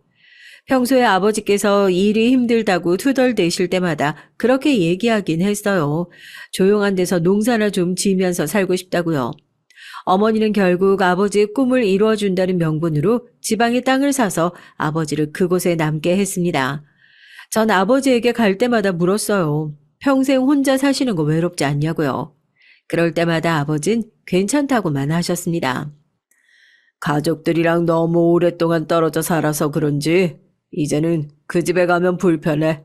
내가 꼭 이방인 같고 난 여기가 편하다. 지금도 간혹 그때 아버지의 대답을 떠올리면 과연 진담이셨을까 싶어요. 그냥 외롭다고 더는 혼자 살기 싫다고 말할 자신이 없어서 그렇게 얘기하신 건 아닐까 싶습니다. 왜 과거형이냐고요? 아버지께선 제가 결혼하는 것도 못 보시고 돌아가셨거든요. 농사가 제법 잘 된다며 매일 상추며 고추 같은 채소를 보내주셨는데 언제부턴가 연락이 뜸해져서 제가 찾아갔더니 몸이 많이 안 좋아지셨더라고요. 너는 너희 엄마 안 닮아서 결혼하면 잘 살 거야. 그리고 무조건 시부모님한테도 잘해. 그럼 아무리 못난 남편이라도 마누라한테 잘하게 되어 있어. 제가 자주 내려가 아버지를 병원에 모시고 다녔어요. 그때마다 같은 얘기를 하셨어요. 그때는 또 고루한 소리를 한다고 아버지께 짜증 섞인 소리를 했지만 지금 와 생각해보면 제 걱정을 해서 그런 소리도 하신 걸 텐데 너무 죄송해요. 전 아버지가 돌아가시고 나서 한참 동안 힘들었습니다. 아버지가 워낙 술하고 담배를 좋아해서 간하고 폐가 망가질 대로 망가진 상태로 돌아가셨거든요. 어머니와 언니들은 아버지가 돌아가셨을 때도 그럴 줄 알았다며 그렇게 자기 관리 못하고 매일 술 마시고 담배를 피워댔으니 칠순도 못 넘긴 거라고 했지만 전 그런 소리를 듣는 게 더 속상했어요. 평생 곁에서 잔소리를 해줄 가족도 없이 혼자 사셨으니 얼마나 외로웠겠어요. 술, 담배라도 하지 않았으면 낙이 없었겠죠. 그랬습니다. 전 아버지가 어떤 남편이었건 어떤 아버지였건 간에 한 사람의 인생으로서 불쌍하다고 생각했어요. 그래서 전 다정다감한 사람이 되기 위해 항상 노력했습니다. 어머니가 이해가 되지 않아도 언니들이 이기적이라는 생각이 들어도 이해하고 넘어갔어요. 가족은 그런 거니까요. 그런데 매번 이해하고 넘어가기가 쉽지만은 않았습니다. 언니 셋이 모두 다 결혼하고 저만 남았을 때 어머니는 농담처럼 제가 결혼하지 않았으면 좋겠다고 하셨어요. 언니들도 다 떠났는데 저까지 가버리면 혼자 어떻게 사냐고요. 아버지는 그 외딴 동네에서도 평생 혼자 잘만 살았는데 엄만 딸들하고 다 가까이서 살면서도 왜 그렇게 엄살이 심해? 그럼 막내들아 평생 시집도 가지 말고 엄마만 모시고 살라는 거야? 누가 시집을 아예 가지 말래? 아이 좀 천천히 가도 되고 아니면 결혼해서 사위랑 나랑 셋이 살 수도 있다는 거지. 아이고 엄마 무슨 그런 큰일 날 소리를 해. 막내딸 홍사길 막으려고 작정했어? 아유 우리 막내딸이 얼마나 예쁘고 잘났는데 이렇게 귀한 딸내미 내주면서 그런 소리도 못해? 아이고 우리 막내 시집가기는 글렀네 글렀어. 저도 그때야 특별히 만나는 남자가 있을 때가 아니라서 심각하게 생각하지 않았어요. 사실 부모 입장에야 딸이 아깝고 귀한 게 당연하니까 농담도 그렇게 할 수 있다고 생각했죠. 그런데 어머니의 말은 농담이 아니라 진담이었습니다. 제가 결혼할 남자가 생겨서 집에 데리고 왔더니 어머니께서 제 남자친구에게 정말 대릴사위 얘기를 하셨어요. 운명의 장난인지 제 남자친구는 아들만 줄줄이 셋인 집의 막내 아들이었거든요. 어머니는 어차피 시댁의 아들이 남자친구 말고도 둘이나 더 있으니까 막내 하나 정도는 처가에 보내도 되지도 않을 소리를 하셨습니다. 평소 어머니의 성격을 아는 저도 이건 아니다 싶어서 무슨 그런 소리를 하냐고 했죠. 하지만 어머니는 굴하지 않았어요. 나중에 아예 처갓집에 들어와 살 거 아니면 결혼은 꿈도 꾸지 말라는 식으로 고집을 피웠습니다. 전 그날 남자친구에게 미안해서 사과를 했어요. 우리 엄마 때문에 많이 놀랐지? 나도 갑자기 저렇게 말씀하실지 몰랐어. 아니야. 혼자 딸 넷을 키우셨다면서 평생 딸들이랑 북적거리면서 사시다가 딸 넷 다 시집 보내고 나시면 얼마나 헛헛하고 힘드시겠어. 나 충분히 이해해. 내가 부모님이랑 한번 상의해 볼게. 처음 만났을 때부터 좋은 사람이라는 거야 알았지만 이렇게 완벽한 남자일 줄은 몰랐습니다. 남자친구는 신기하게도 시부모님께 대릴사위 자리를 허락받았어요. 제 두 귀로 듣고도 믿기지가 않았죠. 그렇게 남자친구는 정말 제 남편이 됐습니다. 시댁에 어떻게 허락을 받았냐고요? 저도 신기해요. 사실 저희 시댁이 보통 고루한 집안이 아니거든요. 어느 정도로 고루하냐면요. 처음 상견례 때부터 예사롭지 않았습니다. 우리 아들들이 다 잘나서 그런지 첫째, 둘째 다 사돈들이 제가 특별히 말을 안 해도 혼수며 예물 예단을 얼마나 대단하게 해왔는지 몰라요. 큰애야, 그때 그 가구가 어디 거라고 했지? 아버지께서 직접 이탈리아에 가셔서 장인한테 주문 제작해 오신 거예요. 어쩐지 확실히 다르긴 다르더라. 아참, 그러고 보니 둘째 안사돈께서 보내주신 모피도 얼마나 좋은지 이번 겨울에 내가 아주 그것만 입고 살았다니까. 정말요? 어머니께서 무지 고심해서 고르신 건데 다행이네요. 아무리 좋은 걸 가져다 드려도 저희가 받은 거에 비하면 약소하죠. 그 비싼 아파트를 척 사주셨는데. 알고 보니 큰형님과 작은형님은 결혼할 때 시댁에서 10억도 넘게 나가는 아파트를 사주셨대요. 저 얘기를 듣는 내내 놀라워서 얘기에 끼지도 못했습니다. 사실 안 그래도 남편에 비해 제 조건이 더 딸려요. 전 일반 직장인이지만 남편은 세무사거든요. 전 그것만으로도 마음에 걸렸는데 상견례 자리에서 남편네 집안 얘기를 모두 다 듣고 나자 더 자신감이 떨어졌습니다. 저도 몰랐는데 사실 시아버지께서 지역에서 꽤 유명한 분이셨더군요. 남편의 할아버지도 크게 사업을 하셨던 분이라 남편네 집안은 이미 탄탄한 재력을 갖추고 있었는데 시아버지께서도 지역 금융사 최고 경영자 자리에까지 오르셨었다면서요. 인맥이며 재력이며 어디 하나 빠지는 게 없는 집안이었습니다. 그뿐만이 아니에요. 첫째 아주버님도 대기업에 다니고 있었고 둘째 아주버님도 공기업에 다니세요. 그랬으니 큰형님, 작은형님 두 분 다 알아서 혼수를 어마어마하게 하셨나 봐요. 전 시간이 갈수록 점점 더 위축됐는데 저희 친정어머니는 그렇지 않으셨습니다. 오히려 더 당당하셨어요. 그거야 사돈께서 비싼 아파트 한 채씩 사줬으니까 그렇죠. 우리 애들은 상황이 다르잖아요. 결혼하면 어차피 우리 집에 들어와 살기로 했는데 혼순이 애 다니니 다 무슨 소용이에요? 저희가 언제 대릴 사위로 받아달라고 했습니까? 안사돈께서 저희 아들이 안 들어가서 살면 결혼 못 시킨다고 했다면서요. 애가 무조건 처가댁에 들어가 살겠다고 얼마나 조르는지 제 진짜 속마음이야. 그깟 결혼 안 시키고 싶죠. 근데 어쩌겠어요? 귀한 아들이 죽어도 결혼하겠다는데. 상견례 분위기가 삽시간에 안 좋아지자 저와 남편은 당황했습니다. 중간에서 어떻게 해야 하나 해서요. 그런데 때마침 시아버지께서 나서셨습니다. 이제 한 가족인데 별거 아닌 일로 왈가왈부 뭐 하겠어요? 안사돈께서 원하시는 대로 제 아들을 대릴 사위로 데려가셨으니 우리 막내 며느리도 알아서 시댁에 잘 하겠죠. 뭐 끝이세야가. 저는 그때까지만 해도 너무 뭘 몰랐습니다. 참 순진했죠. 시아버지의 말씀에 어쩔 줄을 몰라 하며 제가 잘하겠다고 아주 꾸벅 절을 했어요. 결혼 준비를 할 때도 별의별 일이 다 있었습니다. 시어머니는 하루에 몇 번씩 전화를 했어요. 그러고는 자꾸만 이상한 질문을 하셨습니다. 친정에 신혼방으로 쓸 방에 가봐도 되겠냐, 방 크기는 어느 정도 되냐, 화장실은 몇 개냐 등등 걱정이 많으셨습니다. 처음에야 그러려니 했는데 하루에도 몇 번씩 전화해서 그러시니까 남편을 무슨 5살짜리 어린애로 보시는 것 같더라고요. 우리 막내가 보기엔 털털해 보여도 은근히 참기가 예민해서 옆에서 뒤척이기만 해도 잠을 못 자는데 세아가 너 잠버릇은 어떠니? 너 혹시 코 고는 거 아니지? 아니다. 차라리 침대를 하나 사줄까?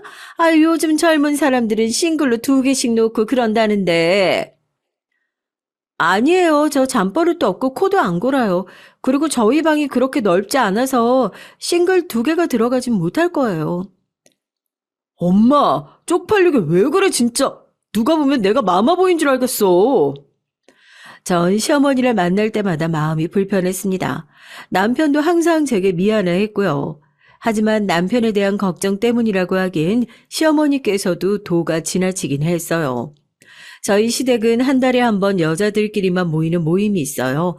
형님들과 시어머니 그리고 저 이렇게 넷이 모여서 함께 음식도 만들어 먹고 술도 한 잔씩 하곤 했죠. 그런데 말이 좋아 사실 모임이지. 전 좀 불편했어요. 며느리 셋을 가지고 매일 비교하면서 누가 더 잘하나 확인하는 자리 같았거든요. 갈 때도 항상 시어머니가 좋아하실 만한 선물도 사가야 했고요. 처음엔 제가 모르고 빈손으로 갔다가 양손 가득 선물을 가지고 온 형님들 사이에서 아주 무안했었거든요. 모르는 사람들은 그냥 시댁에 가는 건데 과일이나 좀 사가면 되지 뭘 걱정하냐고들 했지만 과일로는 될 상황이 아니었습니다. 갈 때마다 매번 고민이 됐어요. 하루는 퇴근하고 가느라 제가 좀 늦어 급하게 시댁에 갔거든요. 그래도 선물은 빼먹을 수 없어서 유명 제과점에서 케이크를 사서 갔습니다. 이 케이크가 그냥 케이크가 아니거든요. 가게 문을 열기도 전에 사람들이 줄 서서 사는 케이크인데 얼마 전에 시어머니께서 궁금하다고 하시길래 제가 점심시간에 밥도 안 먹고 가서 사온 케이크였습니다. 그런데 오늘도 제 케이크는 밀렸어요. 큰형님께서 아예 업체를 불러 집안에 파티를 준비하셨더라고요. 인테리어뿐만이 아니라 음식도 유명 셰프를 불러 싹 준비하고요. 얼마 안 있으면 크리스마스기도 해서 제가 기분 좀 내봤어요. 어머니 드라마에 나오는 파티 꼭 해보고 싶다고 하셨잖아요. 어머, 너무 예쁘다. 꼭 외국 같다. 우리 큰며느리 덕분에 내가 호강하네. 고마워. 어머, 근데 이걸 언제 다 치워요? 어머니 지저분한 거 너무 싫어하시잖아요. 내가 당연히 청소 업체까지 싹 불렀지. 어머니 걱정하지 마세요. 이따 파티 끝나면 알아서 와서 다 치울 거예요. 제가 사온 케이크는 꺼내보지도 못하고 저녁만 먹고 왔습니다.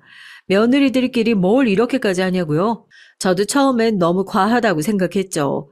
그런데 얼마 전 시아버지께서 며느리들을 불러놓고 선전포고를 하나 하셨습니다. 내가 곧 너희 시어머니랑 제주도로 이사할 생각이야. 그래서 제주도 가기 전에 우리가 살던 이 집은 너희 중에 시어머니한테 제일 잘하는 며느리한테 줄 생각이다. 시부모님은 노후는 두 분이서만 제주도에서 지내시겠다고 하시면서 말도 안 되는 제안을 하셨어요. 시부모님이 사시던 집은 현재 시세로 30억이 넘는 주택이에요. 그걸 통째로 아들들도 아닌 며느리에게 증여를 해준다는 게 쉬운 일은 아니었죠. 물론 시아버지의 갑작스러운 선전포고로 아들들까지 난리가 나긴 했습니다. 저희 남편도 마찬가지였고요. 형들은 다 아파트 있고 집 없는 건 나뿐인데 당연히 내가 받아야지. 여보, 이번 일은 우리한테 아주 중요한 일이야. 잘 생각해봐. 그 집 받아서 장모님이랑 셋이 살고 장모님 집 팔면 장모님 노후는 아무 걱정 없잖아. 남편 말을 듣다 보니 저도 욕심이 났습니다. 사실 어머니 집이 크긴 했지만 워낙 오래된 집이라 노후가 많이 됐거든요. 워낙 땅값이 싼 동네라 지금 당장 팔아도 형님들이 사시는 아파트도 못 살 돈이었어요. 그래서 저도 형님들의 재산 다툼에 끼어들었습니다. 시어머님의 마음에 들기 위해 부단히 노력을 했죠. 그런데 금액이 워낙 크다 보니까 경쟁은 치열하다 못해 과열됐습니다. 어느 정도냐고요? 제가 뭔가 하기도 전에 형님 두 분은 결국 머리끄덩이까지 잡고 싸웠어요. 큰형님이 시댁에서 화려한 파티를 연 지 얼마 지나지 않아 작은 형님이 나섰습니다. 시어머니가 평소 좋아하시던 화가의 그림이 있었는데요. 그걸 작은 형님이 어렵게 구해왔다면서 시어머니에게 선물을 했죠. 시어머니는 소녀처럼 좋아하셨습니다. 그림을 벽에 걸어두고 보시며 눈물까지 흘리시더라고요. 그런데 그 대단한 그림이 글쎄 가짜였대요. 작은 형님이 시어머니에게 인정받겠다고 일부러 작정하고 가짜를 진짠 것처럼 속인 거였죠. 그 사실을 어떻게 알았냐고요? 큰 형님이 누굽니까? 순순히 작은 형님에게 집을 양보할 사람이 아니었죠. 작은 형님이 그림을 사온 경로를 알아내서 시어머니에게 일렀어요. 시어머니는 며느리가 당신을 속였다는 사실에 엄청 화가 나서 둘째 형님을 나무라셨고요. 그 일로 작은 형님이 큰 형님의 머리채를 잡았습니다. 식구들 다 있는 앞에서요.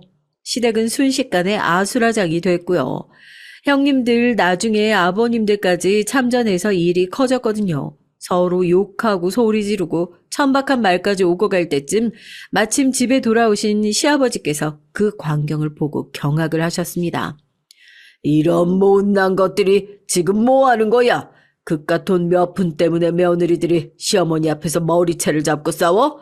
다 내 집에서 썩 나가지 못해. 이게 다 아버지께서 싸움을 부추기셔서 그렇잖아요. 맞아요. 그러게 진작에 재산 좀 미리 정리해달라니까 그때는 안 주시고 이제 와서 자식들끼리 오디션 보는 것도 아니고 이게 뭐예요? 뭐야? 오디션? 아주 이 괘씸한 자식들. 그래, 너희들은 우리가 부모가 아니라 다 돈으로만 보이지? 부모가 늙어서 둘이서만 제주도에 가서 산다고 하면 걱정부터 하지는 못할 망정 재산 안 주고 갈까봐 아주 똥줄들이 타는구나. 좋다. 나도 너희 같은 놈들 필요 없어. 내가 마지막 선물로 있는 거 주고 떠날 테니까 다시는 내 앞에 나타날 생각들 말어. 평소에 시아버지라면 당연히 아주버님들에게 욕을 퍼부어 주실 거라 생각했는데 아니었습니다. 시아버지는 오히려 상처받은 얼굴을 하고는 다 집에 돌려보내셨어요. 그리고 얼마 뒤에 말도 안 되는 일이 일어났습니다. 시아버지께서 정말 가지고 계시던 건물을 정리해 자식들에게 골고루 다 증여를 해주셨어요.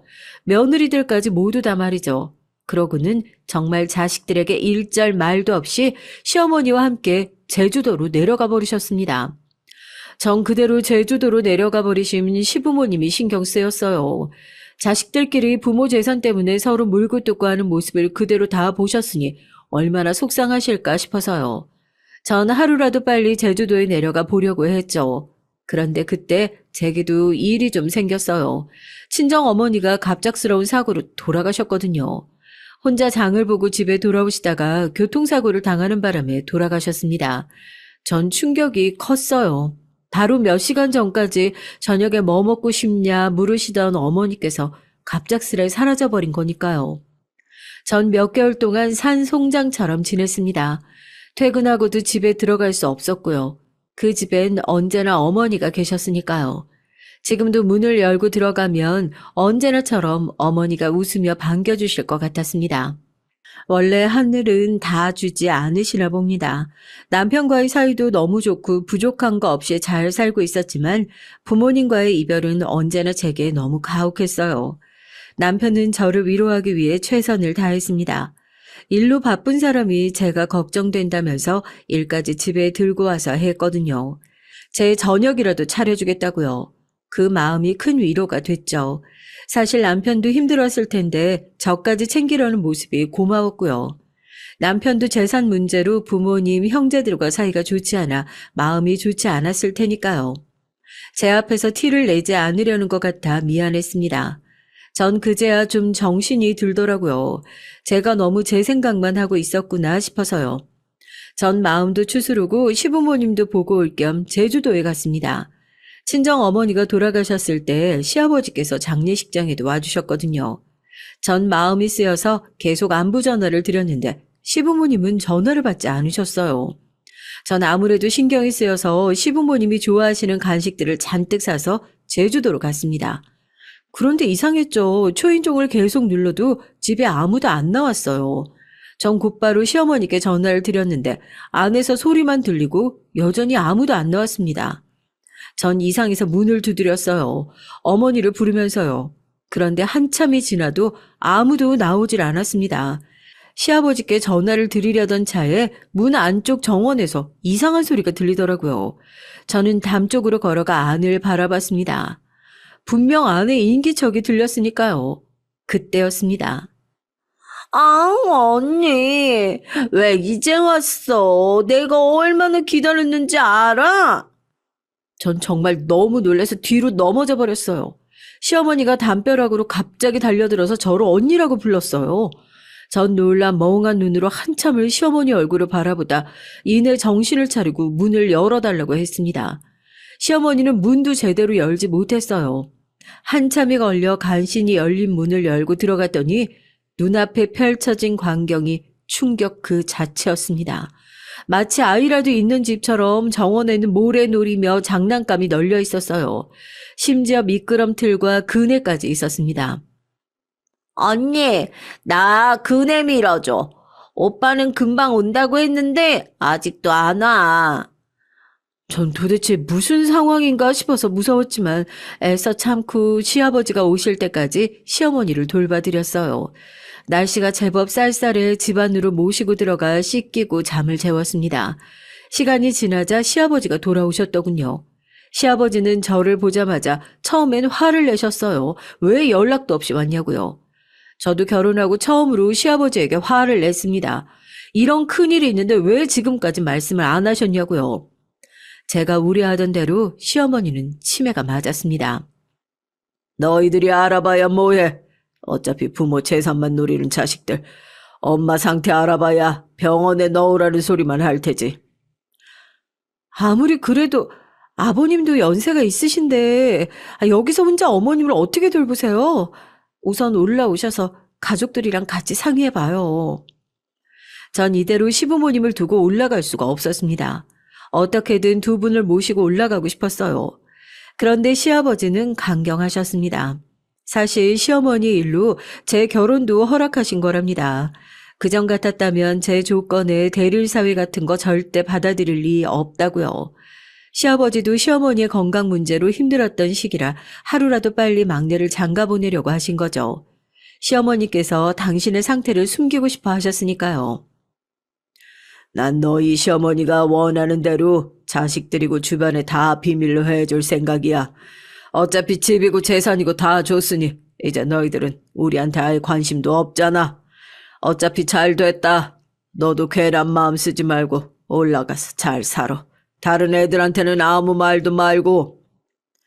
전 아무리 그래도 어떻게 그러냐고 울고 말았어요. 자꾸만 조금 전 씻겨드릴 때 봤던 앙상한 시어머니의 몸이 떠올라서 마음이 아팠습니다. 자식들이 알게 되면 너희 시어머니가 아주 난리를 칠 거다. 여긴 내가 알아서 정리를 할 테니까 제발 내 말대로 해줘. 안 그러면 너희 남편한테 물려준 재산 다시 다 토해내라고 할 거야. 제 손까지 꼭 쥐시고 말씀하시는데 도저히 외면할 수가 없었어요. 사실 시아버지 말씀이 다 맞아요. 시아버지가 그렇게 화를 내시며 재산을 다 나눠주신 뒤 제주도에 내려가신 이후 아주버님들과 형님들의 태도가 180도 달라졌거든요. 전 시아버지의 말씀대로 하기로 했습니다. 남편에게도 말하지 않았어요. 대신 제가 제주도에 자주 내려갔죠. 시어머니도 안쓰러웠지만 사실 시아버지가 더 걱정이 됐거든요. 저희 아버지 생각이 많이 나서요. 평생 혼자 사시면서 아파도 어디다 말도 못하고 꾹꾹 참고 사셨던 저희 아버지요. 그땐 어려서 아버지를 보러 가고 싶어도 마음대로 못 가고 항상 어머니 편을 드느라 아버지에게 소홀할 수밖에 없었거든요. 아버지가 돌아가시고 나서 얼마나 후회가 했는지 몰라요. 그냥 보고 싶으면 볼 걸, 걱정되면 걱정된다고 말할 걸 하고 말이죠. 전 시아버지가 오지 말라고 해도 갔습니다. 시아버지는 시어머니를 돌보고 전 시아버지를 돌봤습니다. 제가 그러고 싶었어요. 생각해보니 아버지께서 돌아가실 때 제게 하신 얘기도 시부모님께 잘해라 였잖아요. 아버지께 다 못한 효도 시아버지께라도 해드리고 싶었습니다. 며느리이기 전에 자식으로서 시아버지가 안쓰럽고 대단하시다는 생각이 들었거든요. 젊은 사람들도 하기 힘든 게 병간호인데 80이 다 되어가는 시아버지께서 온전치 않은 시어머니를 돌보신다는 게 너무 존경스러웠습니다. 거기다가 본인이 지금까지 이뤄놓으신 것들까지 모두 다 내려놓으시고 제주도까지 내려와서요. 그런데 제가 한 가지 놓치고 있었던 게 있었습니다. 바로 남편이요. 제가 자꾸만 제주도에 왔다 갔다 하니까 남편은 저를 걱정했어요. 자식들 다 필요 없다고 제주도로 내려가신 부모님이 자식들의 연락은 받지 않으면서 혹시나 저를 따로 불러 귀찮게 하시는 건 아니냐고요. 전 그때마다 남편을 속이는 게 좀 미안했습니다. 하지만 시아버지께서 남편이 알게 되면 저를 절대 못 오게 할 거라고 하셔서 숨길 수밖에 없었죠. 그동안 저와 시아버지는 많이 가까워졌어요. 제가 자꾸만 쉬는 날마다 제주도에 오니 시아버지도 걱정이 되시는지 자기 걱정은 하지 말고 좀 쉬라고 하시더라고요. 아버님이 쉬셔야 저도 쉬죠. 안 그래도 제가 다음 달은 일이 바빠서 못 내려와요. 그래도 제가 따로 간병인 한 분 구해뒀어요. 다음 주부터 오시라고 했으니까 이번에 거절하지 마시고 꼭 간병인 쓰세요. 안 그러면 저 또 월차 쓰고 내려와요. 시아버지는 못 이기는 척 제 부탁을 들어주셨습니다. 그래도 간병인 자르라는 소리가 없으신 게 제가 구한 간병인이 마음에 드시나 보더라고요. 그러던 와중에 문제가 터졌습니다. 1년 넘게 연락도 없었던 아주버님과 형님들이 갑자기 집에 찾아왔어요. 시부모님이 제주도 내려가시고 나서 처음이었습니다. 그런데 오랜만에 찾아와서 한다는 소리가 가관이었습니다. 막내 너 혹시 알고 있었냐? 아버지 회사에 지분이 있는 거랑 따로 투자해 놓은 거 있었던 거. 그랬습니다. 돈 문제가 아니면 연락할 리가 없었죠. 큰아주버님께서 어디서 들으셨는지 시아버지께서 따로 정리해둔 재산이 또 있다는 사실을 알게 된 거예요. 아버지한테 재산이 있든 말든 형이 무슨 상관이야. 그럼 아버지 성격에 진짜 우리한테 다 주고 떠나신 줄 알았어? 거봐 형, 어머니가 막내랑 우리랑 차별한다니까? 너 어머니한테 들었지? 어머니가 뭐래? 아버지 돌아가시면 너한테 따로 준대? 무슨 말도 안 되는 소리야. 형들은 양심이라는 게 있기는 있는 거야? 어떻게 그런 말을 아무렇지도 않게 해? 이 자식이 이거 착한 척하는 것 좀 봐. 뭐가 있으니까 아버지가 우리 전화를 안 받으면서 너희 장모님 돌아가셨을 때 장례식장이나 온 거잖아. 너 말 똑바로 안 해? 그만, 제발 그만 좀 하세요. 아버님 연세도 이제 80이에요. 아주버님들이 자식으로서 아버님께 뭘 했다고 또 재산 얘기를 하세요? 전 처음으로 아주버님들 앞에서 소리를 질렀습니다. 도저히 참을 수가 없었어요. 어머님, 아버님이 어떻게 지내고 있는지 조금도 궁금해하지 않으면서 어떻게 시부모님 재산에 또 욕심을 낼 수 있는 건지 너무 뻔뻔해서 두고 보고만 있을 수가 없었습니다. 동서야말로 어디서 감히 큰 소리를 내? 시부모님 안 계시면 우리가 제일 큰 어른인 거 몰라? 어른 같은 소리 하고 있네. 어른이면 어른 노릇을 하고 대접받을 생각을 하세요. 저 아주버님이든 형님이든 도저히 저보다 어른이라고 생각 안 하니까 저한테 어른 대접 받을 생각하지 마세요. 세상에 어떻게 이런 인간들이 있을까요? 다들 부모 덕에 남들 앞에서 떵떵거리고 살 정도로 잘 살면서 아직도 욕심이 나나 봅니다. 전 곧바로 제주도에 계신 시아버지에게 연락을 드렸어요. 아주버님들과 형님들이 제주도로 내려갈 것 같다고요. 제 얘기에 시아버지는 속상하신 듯 보였지만 얘기를 안 할 수가 없었습니다. 아무것도 모르고 계시다가 또 아주버님과 형님들에게 당하면 안 되니까요. 그런데 며칠 뒤 큰일이 벌어졌어요. 간병인 분에게 연락이 왔거든요. 저희 시아버지께서 쓰러지셨답니다. 전 너무 놀라서 남편과 바로 제주도로 갔죠. 내려가면서도 전 펑펑 눈물을 쏟았습니다. 이게 다 제 잘못 같아서요. 제가 괜한 소리를 시아버지께 하는 바람에 시아버지가 충격을 받으신 건가 너무 걱정이 됐죠. 그런데 상황은 생각보다 더 심각했습니다. 시아버지께서 아예 의식불명으로 중환자실에 누워 계셨어요. 의사 선생님 말씀이 갑작스러운 뇌출혈이라 상황이 아주 좋지 않다더군요. 전 그대로 병원 바닥에 주저앉았습니다. 아버지와 어머니만으로도 모자라 저에게 왜 또 이런 일이 일어나는 건지 하늘이 원망스러웠죠. 그런 와중에 최악의 상황이 벌어졌습니다. 시어머니의 상황까지 가족들이 모두 알게 됐어요. 거기다가 제가 알고 있었던 사실까지 밝혀지게 되자 가족들의 모든 화살이 저에게 돌아왔습니다. 재수 씨, 어떻게 이래요?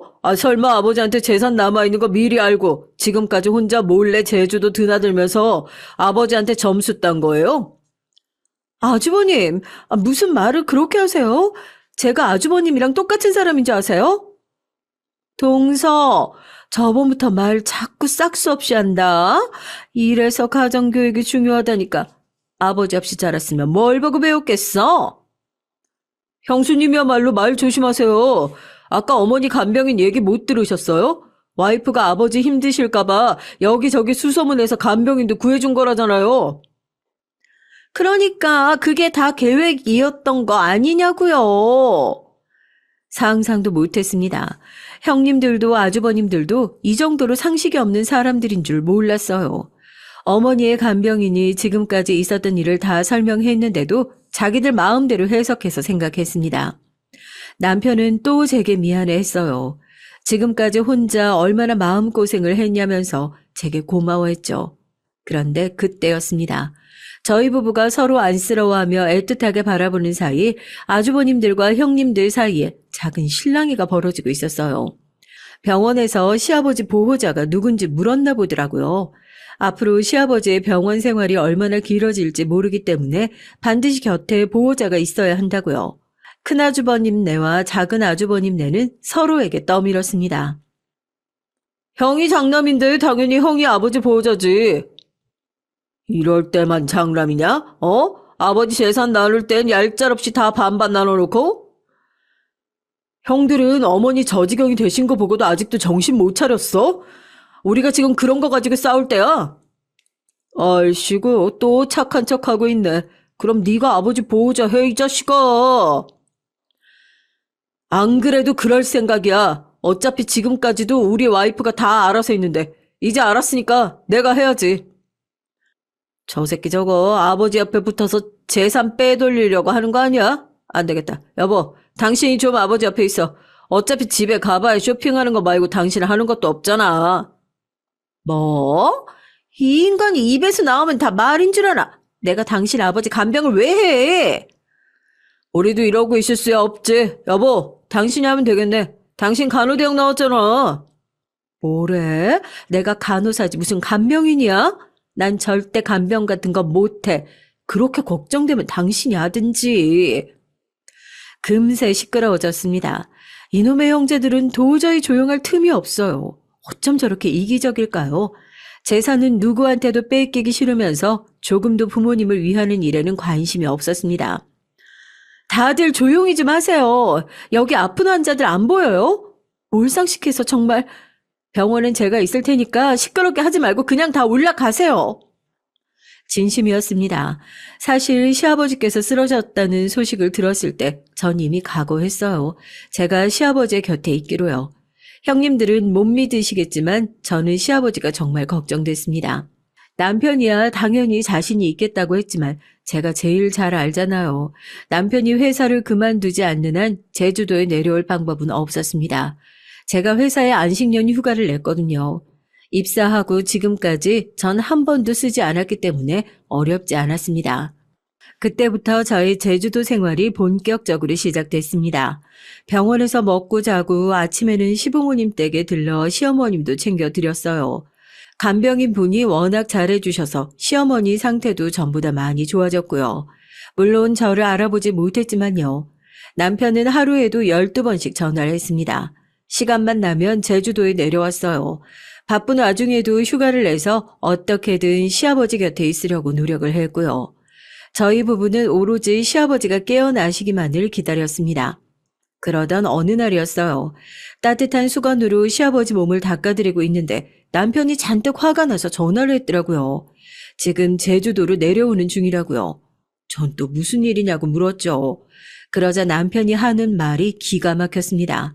아침부터 큰아주버님께 연락이 왔는데 아무래도 안 되겠다며 제주도로 내려간다고 했대요. 나 벌써 50이야. 대기업에서 이 나이까지 버티는 게 얼마나 힘든 줄 알아? 나 이번 희망퇴직자 명단에도 있다니까? 우리 애들 아직 한창인데 내가 회사 잘리면 뭐 먹고 사냐? 더는 이대로 안 돼. 하루라도 빨리 아버지가 가지고 있는 집은 받아야겠어. 중환자실에 의식불명으로 누워 계신 분한테 지금 지분을 어떻게 받아? 형, 내가 진짜 부탁하는데 제발 그만 좀 해. 아버지 돌아가시면 얼마나 후회하려고 그래? 나이 들면 다 죽는 거지. 후회는 무슨?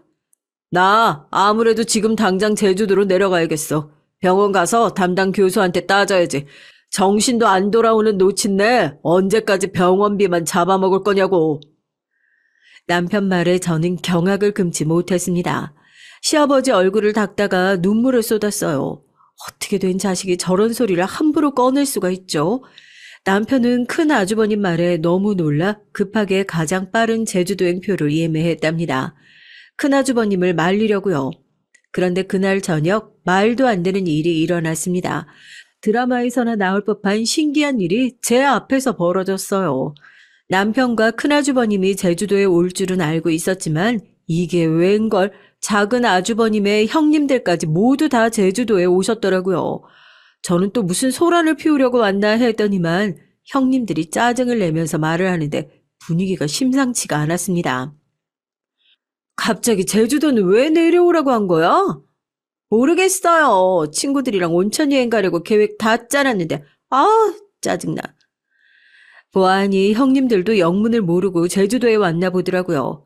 그때였습니다. 시아버지가 계신 병실에 반듯한 양복을 입은 젊은 남자가 나타났어요. 그러더니 자신을 시아버지의 변호사라고 소개를 하더라고요. 변호사라는 말에 아주버님들과 형님들은 웅성거렸습니다. 변호사가 여긴 갑자기 왜 왔냐고요.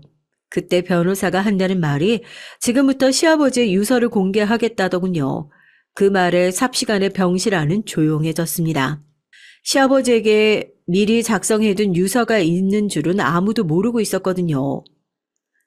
내가 이럴 줄 알았다니까. 이 음흉한 노인네가 따로 재산 빼돌렸을 줄 알았어. 뭐예요? 빨리 유서 읽어요. 마음 같아선 큰아주버님의 머리통을 갈겨주고 싶었습니다. 시아버지께서 제주도에 처음 오셨을 때 유언장을 미리 준비하셨다네요. 아주버님들과 형님들은 그제야 다들 눈들이 커졌어요. 그럴 만도 한 게 유서 내용이 충격적이었습니다. 시아버지는 이런 순간을 마치 예상이라도 하신 것처럼 만약 당신에게 건강상의 이유가 생기면 시어머니와 당신을 책임진 자식에게만 재산을 물려주겠다고 유서에 적었어요. 이거 봐, 이거 봐. 내가 이럴 줄 알았다니까. 막내 이 자식 너 변호사 네가 고용한 거지? 둘이 짜고 우리한테 사기치려고 이러는 거잖아. 순식간에 달려든 작은 아주버님은 남편의 멱살을 잡았습니다. 형님들은 둘 다 저를 막무가내로 쏘아 붙였어요. 잘하면 머리끄덩이라도 잡겠더라고요. 그때였습니다. 눈을 감고 침대에 누워 계셨던 시아버지가 갑자기 침대에서 벌떡 일어났어요. 순간 너무 놀란 나머지 전 소리까지 깍 하고 질렀다니까요. 아이고 새아가 놀랐냐? 미안하다. 사실 나 아픈 건 다 쇼였다. 놀라 어쩔 줄 모르는 제 어깨를 다독이신 시아버지는 정말 침대에서 내려와 걸으셨습니다. 알고 보니 시아버지께서 저희를 속였더라고요. 병원 관계자들과 짜고 말이죠. 저는 앞뒤 상황이 어떻게 된 일이고 간에 너무 기뻤습니다. 지난 몇 주 동안 이날만을 기다렸으니까요. 기쁨도 잠시, 병실 분위기는 삽시간에 달라졌어요. 지금까지 별의 별 막말들을 퍼부어대던 아주버님들과 형님들이 입을 딱 닫아버렸거든요. 아주 오랜만이구나. 다들 잘 지냈냐? 시아버지는 도대체 무슨 생각이신지 밝게 웃으시며 인사를 건넸습니다. 그러고는 문 앞에 서 있는 변호사에게 손짓을 하더니 유서를 가져오라고 하셨어요. 직접 읽겠다면서요. 자, 잘 들어라. 똑똑한 우리 장남이 알고 있는 대로 나에게 재산이 아주 많이 남아있단다. 알다시피 너희 어머니 상태가 좋지 않아. 앞으로도 나와 네 어머니는 제주도에서 쭉 살 생각이야. 그래서 내가 투자한 회사에서 나오는 배당금은 계속 내가 받을 생각이고. 아유, 아버지 당연하죠. 아이, 전 그런 거 욕심내는 놈 아닙니다. 뻔뻔해도 어떻게 저렇게 뻔뻔할 수가 있을까요? 아주버님은 시아버지더러 음흉한 노인네라고 할 땐 언제고 아무 일 없다는 듯이 태연하게 굴었어요. 그리고 그 외에 남은 재산은 유서에 적은 내용대로 나와 너희 어머니를 살뜰히 챙긴 우리 막내 며느리에게 모두 다 줄 거야. 순간 난리가 났습니다. 아주버님들도 형님들도 저와 남편에게 물건만 던지지 않았지 말도 안 되는 일이라며 소리를 지르고 난동을 부렸어요. 그 순간 더 드라마틱한 일이 벌어졌습니다. 병실 안으로 경호원들이 들어오더니 아주버님들과 형님들을 제지했어요. 아직도 끝이 아닌데 어쩌지? 김 변호사가 마저 읽어. 큰 아드님과 작은 아드님 그리고 두 며느님 모두 해당되는 내용이니까 잘 들으세요. 아버님께서 자녀분들에게 망은 행위로 인한 재산증여 해제 신청을 하셨습니다. 그랬습니다. 저희도 몰랐는데 부모가 자식에게 재산을 증여하고 난 뒤 자녀들이 자식으로서 해야 할 의무를 다하지 못하고 부모를 외면하면 증여했던 재산을 다시 뺏어올 수가 있다더군요. 세상에, 아니 그런 거지 같은 법이 어딨어? 여보, 아니 우리도 이러고 있을 게 아니라 빨리 올라가서 변호사 선임하자고. 그래요, 형님. 우리 같이 아버님이랑 막내네 소송 걸자고요. 셋이 짜고 재산 안 주려고 저러는 건데 이대로 뺏길 순 없죠. 형님들, 무식한 소리 좀 그만하세요. 애초에 증여받은 재산은 다 아버님 거라 증여 해제 신청하면 다시 원래대로 돌아오는 거예요. 뺏는 게 아니라. 저는 참다 한마디 했습니다. 사람의 탈을 쓰고 어떻게 저렇게까지 부끄러운 줄 모르나 싶어서요. 제 말에도 아주버님들과 형님들은 뒤도 돌아보지 않고 올라가셨습니다. 변호사를 알아보겠다고요. 정말이지 부끄러운 줄 모르는 인간들이었습니다. 저까지 사람들 보기가 부끄러웠어요. 전 재산이고 뭐고 간에 이 상황이 너무 어처구니가 없어서 시아버지께 원망 섞인 소리를 했죠. 어떻게 사람을 그렇게 감쪽같이 속이냐고요. 제 말에 시아버지는 저를 꼭 안아주셨습니다. 저까지 속인 건 너무 미안했지만 어쩔 수 없었다고요. 시아버지는 자식들에게 준 재산을 다 뺏기 전에 마지막으로 확인하고 싶으셨대요. 혹시나 이 녀석들이 아버지가 병상에 누워있는 걸 보면 정신 차리지 않을까 싶어서요. 그날 이후 어떻게 됐냐고요? 말해 뭐 하겠어요. 모든 게 다 시아버지의 계획대로 척척 일사천리로 해결됐습니다. 아주버님과 형님들의 재산은 다시 다 시아버지에게 돌아왔어요. 그리고 시아버지는 정말 제게 아주 많은 재산을 물려줬습니다. 부동산만 해도 대충 20억이 넘었죠. 저는 제가 한 거에 비해 너무나 많은 것을 받은 것 같아 민망했습니다. 그 이후 저희 부부는 많은 생각을 했어요. 그리고 아예 제주도로 내려왔습니다. 남편도 오랫동안 일할 만큼 했고 지금까지 친정어머니 모시느라 고생했잖아요. 앞으로는 저희 부부가 시부모님을 모시기로 했어요. 아유, 내가 너희더러 나 모시고 살라고 재산 준 거 아니야. 아버님은 괜히 좋으시면서 꼭 그러시더라. 제가 아버님이랑 어머님이랑 같이 살고 싶어서 온 거니까 뭐라고 하지 마세요. 재산 뺏긴 형제들은 어떻게 됐냐고요? 저도 시아버지도 전혀 궁금하지 않습니다. 시아버지는 아예 일절 아주버님들과 형님들 얘기를 꺼내지 않으세요. 아예 없는 사람 취급하십니다. 하지만 아주버님과 형님들은 달랐죠. 주말마다 집에 찾아와 싹싹 빌었습니다. 누가 시키기라도 한 것처럼 일을 찾아서 해요. 형님들은 시어머니가 좋아하셨던 것들 잔뜩 사와서 시중 들고요. 아무리 노력하면 뭐 하겠어요? 시어머니는 아무것도 기억하지 못하시고 시아버지는 아예 못 본 척 하시는걸요. 다시 한번 찾아오면 주거 침입죄로 신고할 거니까 알아서들 해. 시아버지는 절대 문 열어주지 말라고 하셨지만 전 언제나 아주버님과 형님들도 정신이 들겠지 싶어 못 이기는 척 문을 열어줍니다. 그래도 천륜인데 끊어질까 싶어서요. 그리고 저희 부부에게 또 좋은 일이 생겼어요. 저와 남편은 부부 금실이야 좋았지만 사실 고민이 하나 있었거든요. 둘 다 겉으로 드러내진 않았지만 결혼하고 지금까지 아이가 생기지 않아 마음고생을 했었어요. 그런데 신기하게도 제주도에 내려와서 산지 얼마 되지 않아 제가 임신을 했어요. 노산도 이런 노산이 없는데 제주도에 오고 난 뒤 이래저래 마음이 편했는지 자연스레 아기도 생긴 것 같습니다. 저와 남편은 어느 때보다 행복한 시간을 보내고 있어요. 여러분의 가정에도 드라마틱한 일이 생기길 바랄게요. 지금까지 저의 긴 얘기 들어주셔서 감사합니다.